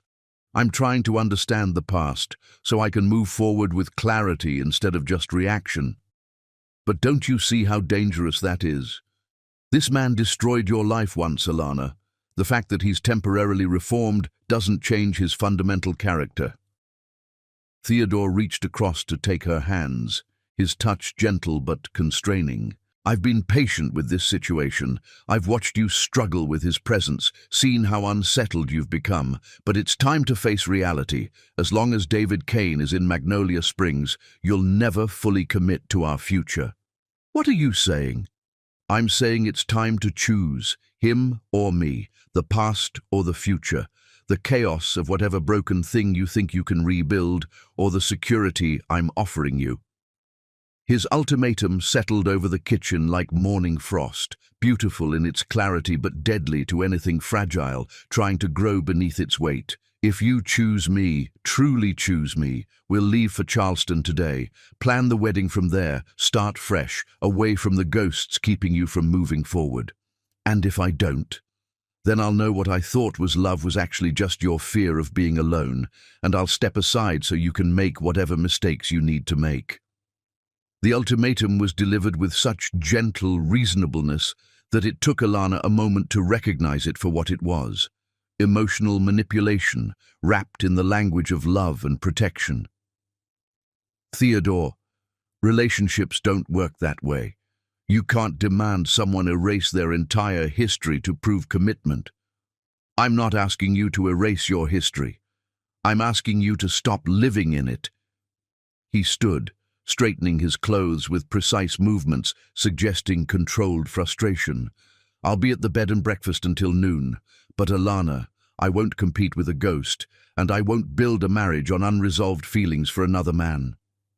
After he left, Alana sat alone in the kitchen that had witnessed generations of women facing impossible choices, her journal still open to pages that felt like violations. Her phone rang, Ophelia Sterling's name appearing like a lifeline. Good morning, dear. Someone left a letter for you at the library this morning. Slipped it under the door during the night with your name in very careful handwriting. A letter. Beautiful stationery. The expensive kind that suggests whatever's inside is important. Would you like me to bring it by or collect it yourself? Alana's heart raced with intuitive knowledge that the letter was from David, that whatever he'd written would make her choices more complicated rather than clearer. I'll come get it. Give me 20 minutes. The walk took her past the community garden, where David's figure bent over Marianne's rose bed, his movements careful and reverent as he tended plants showing signs of new growth. The sight of him working in morning light, absorbed in nurturing something beautiful, made her chest tighten with unnamed emotions. The letter Ophelia handed her was indeed beautiful. cream-colored paper with her name in David's careful script. Her hands trembled as she opened it, revealing pages that seemed to carry 3 years' worth of unspoken truths. My dearest Alana, I'm writing this at dawn, watching the sunrise from the cottage porch and thinking about all the sunrises we missed during our marriage because I was too busy chasing things that didn't matter to notice the beauty that was right beside me every morning. By the time you read this, I'll be gone from Magnolia Springs. Not because anyone asked me to leave, but because I finally understand what love actually means, and it means wanting someone's happiness more than your own presence in their life. I've watched you these past weeks, seen the way you light up when you talk to neighbors who've known you since childhood, witnessed the peace settles over you when you're working in your grandmother's garden. You belong here, Alana. You've found your place in the world, surrounded by people who love you for exactly who you are. I've also watched Theodore with you, seen the way he cares for you, protects you, wants to build a life that will keep you safe from all the chaos and heartbreak I brought into your world 3 years ago. He can give you everything I took away: security, stability, the promise that he'll never be reckless with your heart the way I was. I know you're confused about my presence here, about whether the man who wrote those letters to our unborn baby still exists somewhere inside the one who betrayed everything we built together. The truth is, I don't know either. I only know that losing you taught me what love actually looks like, and it looks like this, like walking away when staying would only complicate the peace you fought so hard to find. You deserve a love that doesn't ask you to risk everything you've rebuilt. You deserve a man who sees your strength without testing it, who appreciates your capacity for forgiveness without abusing it, who understands that trust, once broken, becomes a precious and fragile thing that must be earned back through actions, not words. I'm not that man, Alana. I might have been once, might be again someday if I continue doing the work of becoming someone worthy of the love you're capable of giving.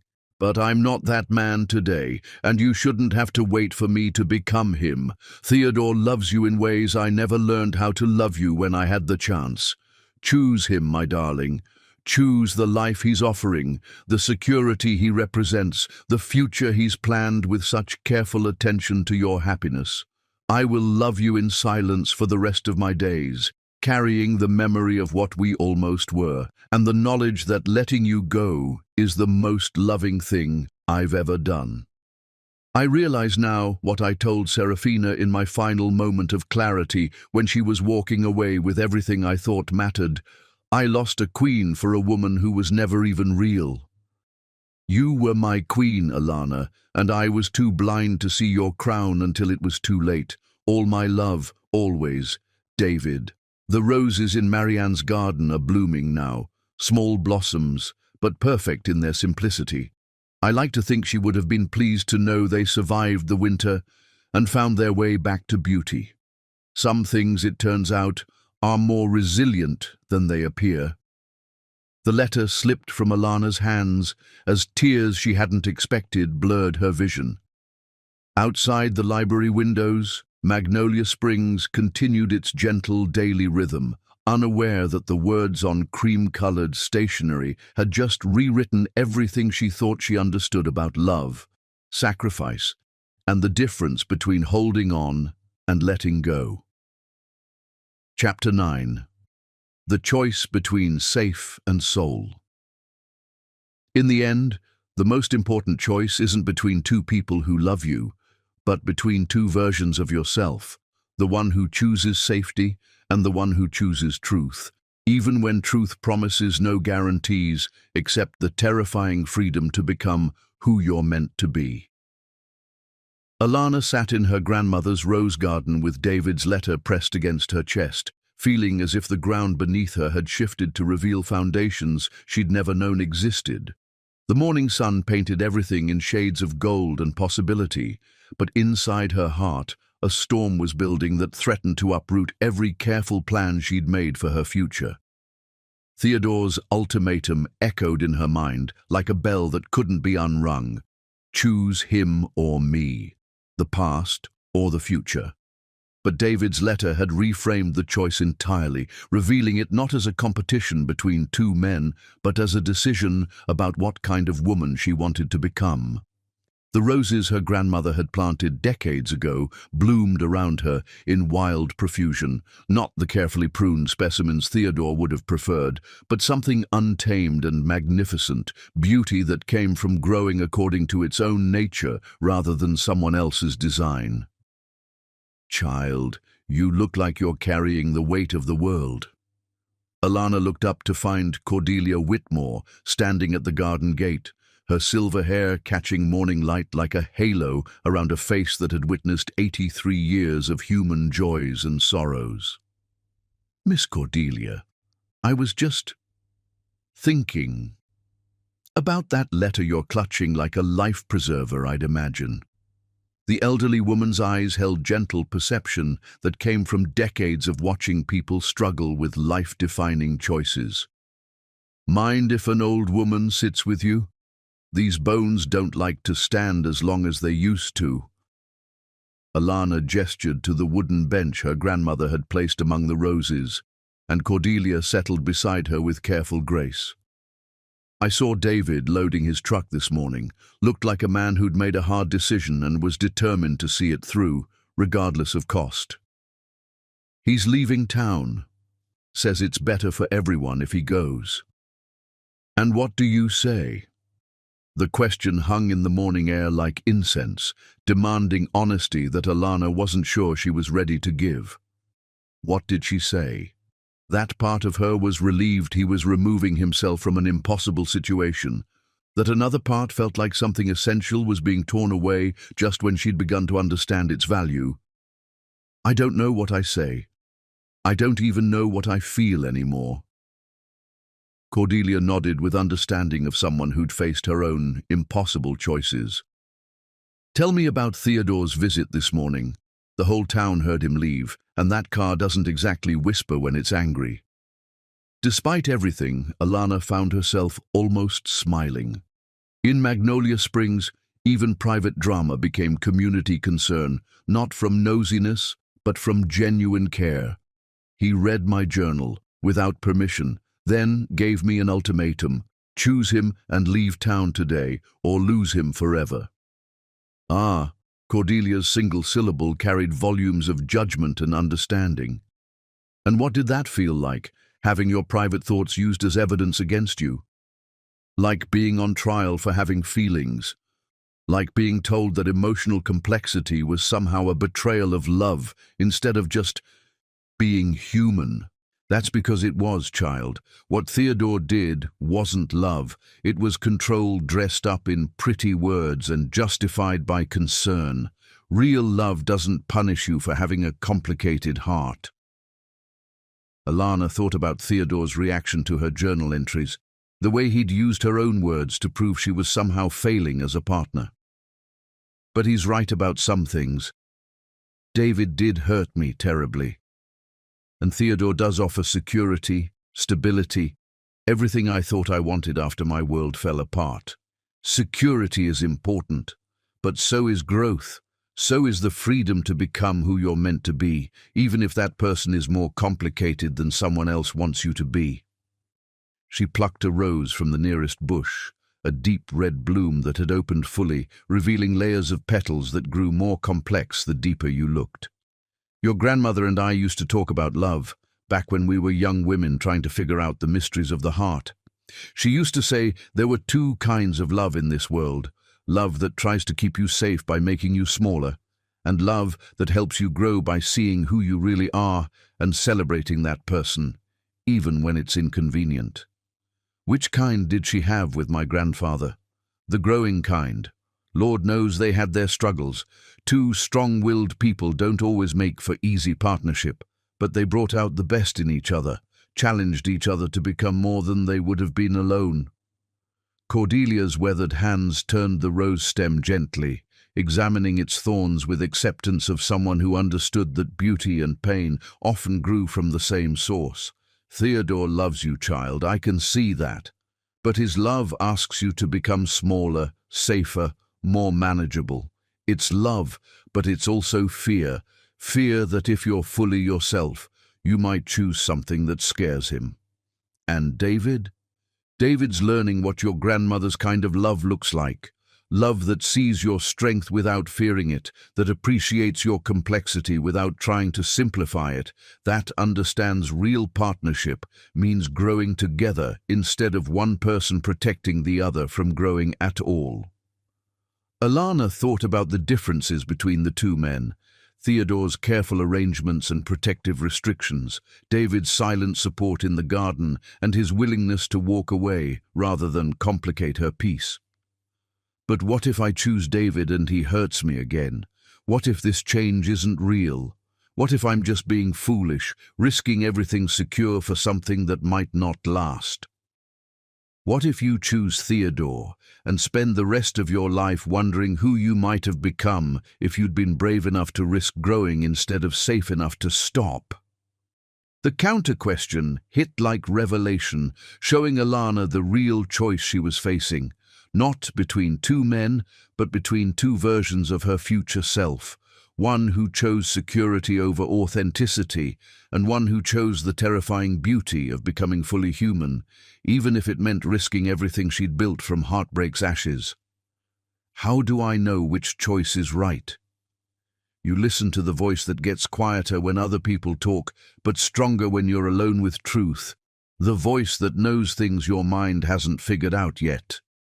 Cordelia stood, brushing rose petals from her dress with movements that spoke of decades of tending beautiful, complicated things. Your grandmother left you this house for a reason, child. She knew you'd need a place to remember who you were before the world tried to convince you to be someone else. Sit here among her roses for a while. Let them remind you that the most beautiful things grow wild, according to their own nature, not according to someone else's plan for their safety. After Cordelia left, Alana remained in the garden as morning stretched toward afternoon, holding David's letter and feeling the weight of choice settle over her like gravity, inescapable, fundamental, life-defining. Theodore would be waiting at the bed and breakfast until noon, his ultimatum ticking like a countdown to the moment when her indecision would become decision by default. David would be gone by evening, removing himself from her life with the same devastating thoroughness with which he'd once destroyed it. She thought about the woman she'd been when she'd first fallen in love with David, passionate, creative, unafraid of emotional complexity or the beautiful messiness of deep connection. Then she thought about the woman she'd become in response to Theodore's love, careful, protected, increasingly smaller in her dreams and desires. Which woman was she really? Which woman did she want to become? The roses bloomed around her in answer, wild, uncontrolled, magnificent in their refusal to be anything other than what they were meant to be. They'd survived winters and storms and neglect, but they'd never survived by becoming less than their essential nature. As the sun reached its zenith, casting short shadows that offered no place to hide from truth, Alana finally understood what her heart had been trying to tell her. The choice wasn't between David and Theodore. The choice was between fear and love, between safety and authenticity, between the woman who'd learned to make herself smaller to fit inside someone else's protection and the woman who'd learned to trust her own strength, even when it led into uncertain territory. She stood, brushing soil from her grandmother's garden from her clothes, and walked toward the house to make the phone call that would determine not just her future, but her fundamental relationship with her own soul. Behind her, the roses continued their ancient dance with sunlight and breeze, growing wild and beautiful and completely, unapologetically themselves. Chapter 10. When Love Returns Home. True love doesn't arrive with fanfare or certainty. It comes like dawn after the longest night, quiet and inevitable, transforming everything it touches, not through force, but through the simple miracle of finally seeing clearly. The train station in Magnolia Springs was little more than a wooden platform beside railroad tracks that had carried dreams and departures for over a century. David stood with his single duffel bag, watching afternoon light slant through ancient oak trees while waiting for the 3:47 to Atlanta, the first step in a journey that would take him far from the woman he'd learned to love by learning to let her go. He'd said his goodbyes that morning, Augustus at the garden, pressing a small envelope into his hands with gruff instruction to plant these somewhere that needs beauty. Evangeline at the cottage, refusing to take back his unused deposit. Ophelia at the library, thanking him for helping repair storm-damaged shelves. Each farewell had felt like shedding another layer of the man who'd come to Magnolia Springs seeking redemption and found something infinitely more valuable. Understanding that love wasn't about getting what you wanted, but about wanting what was best for the person you loved, even when that meant disappearing from their story entirely. The train's whistle echoed across the fields like a mournful song, and David picked up his bag, preparing to board a vehicle that would carry him toward whatever life awaited a man who'd learned too late how to love properly. That's when he heard her voice. "David, wait!" He turned, certain his imagination was playing the cruelest possible trick, and saw Alana running across the platform with her grandmother's wedding dress, bundled in her arms like captured sunlight. Her hair was loose around her shoulders, her face flushed with exertion and something that looked remarkably like joy.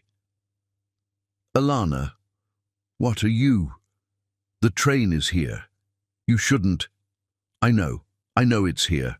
I know I shouldn't be. I know this is crazy and impulsive, and everything Theodore would say is exactly wrong." She stopped in front of him, breathing hard, her eyes bright with tears that somehow looked like celebration. "But I also know that I can't let you leave without telling you that you were wrong." "Wrong about what?"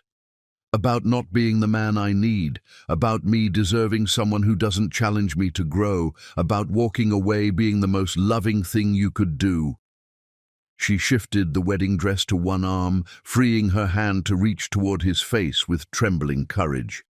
"The most loving thing you could do is stay, if you want to, if you think we could." David's bag dropped to the platform as her words reorganized his entire understanding of the world.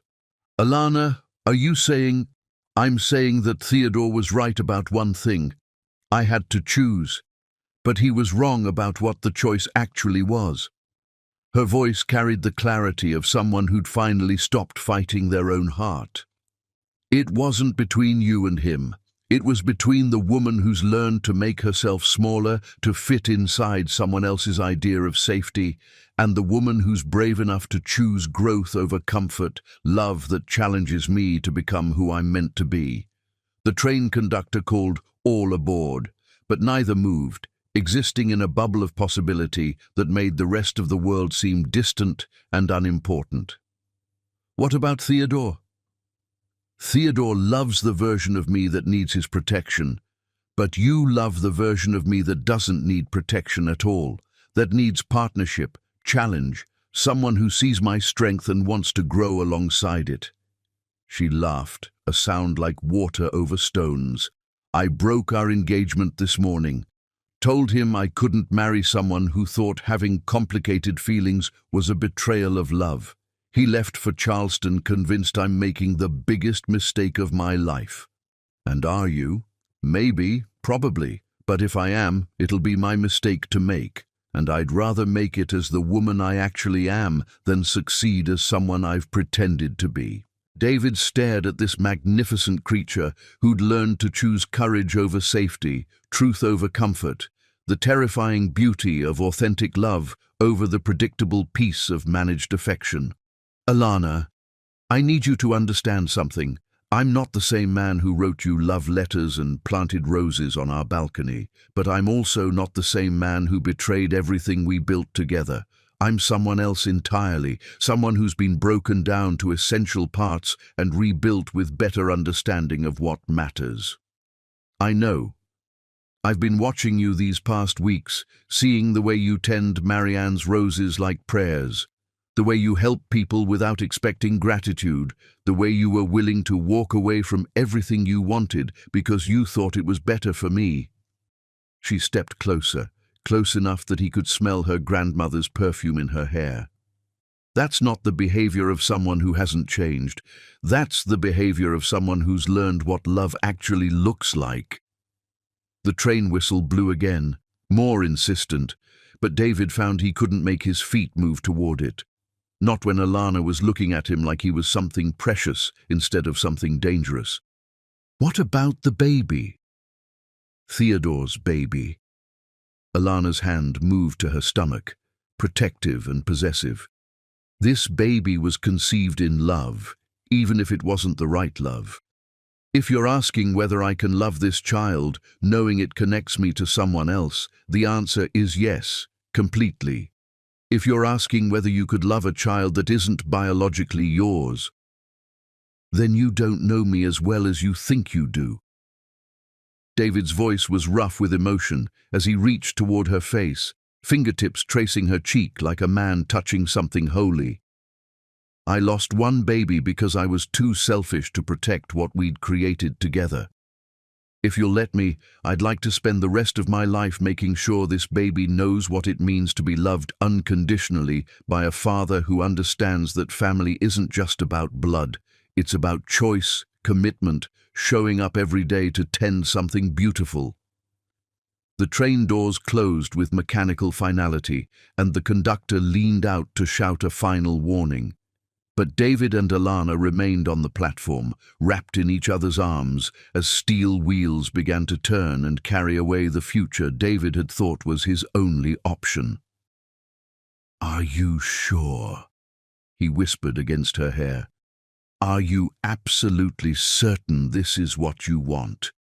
Because if we do this, if we try again, I need to know you're choosing me not because I'm familiar or convenient, but because you believe we can build something better than what we destroyed. I'm choosing you because you're the only person who's ever made me feel like being completely myself was not just acceptable, but magical." She pulled back to look into his eyes, her own shining with tears that looked like starlight. "I'm choosing you because when I imagine growing old, I see myself growing wild instead of growing careful, growing deeper instead of growing smaller." "And I'm choosing you," David said, his voice carrying the weight of vows made not in churches, but in train stations. Not with rings, but with whole hearts finally brave enough to trust again. "Because you taught me that love isn't about possession or protection, but about witnessing someone's full humanity and calling it beautiful, even when it's complicated, even when it refuses to fit into easy categories." They married 3 weeks later under the oak tree, where Marianne's roses bloomed in wild profusion, surrounded by the entire town of Magnolia Springs and officiated by the Methodist minister who'd baptized half the people in attendance. Alana wore her grandmother's dress, altered to accommodate the growing child she carried like a promise of futures yet to be written.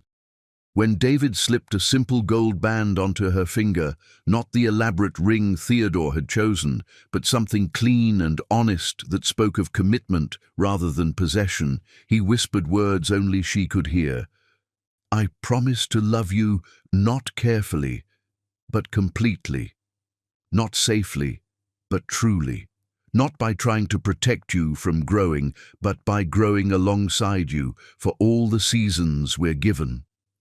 And when Alana spoke her own vows, her voice carried the strength of someone who'd learned the difference between settling and choosing. "I promise to love you not because it's easy, but because it's real. Not because you're perfect, but because you're perfect for the woman I'm becoming. Not in spite of our complicated history, but because of it, because it taught us both what love looks like when it's tested and chooses to emerge stronger." 6 months later, when their daughter was born with Theodore's delicate features and Alana's stubborn chin, when she wrapped her tiny fingers around the finger of the man who'd chosen to be her father not through biology, but through love, the circle that had been broken years before finally became whole again. not the same circle, that had been lost to mistakes and time and the necessary growing that comes from being shattered and reassembled, but something new, something stronger, something that could hold the weight of two people who'd learned that the most beautiful love stories aren't about people who never hurt each other, but about people who hurt each other and choose to heal together, to grow together, to become together something neither could have been alone. In the garden where roses bloomed wild and magnificent, where broken things learned to grow again, where love returned home not as it had been, but as it was always meant to be.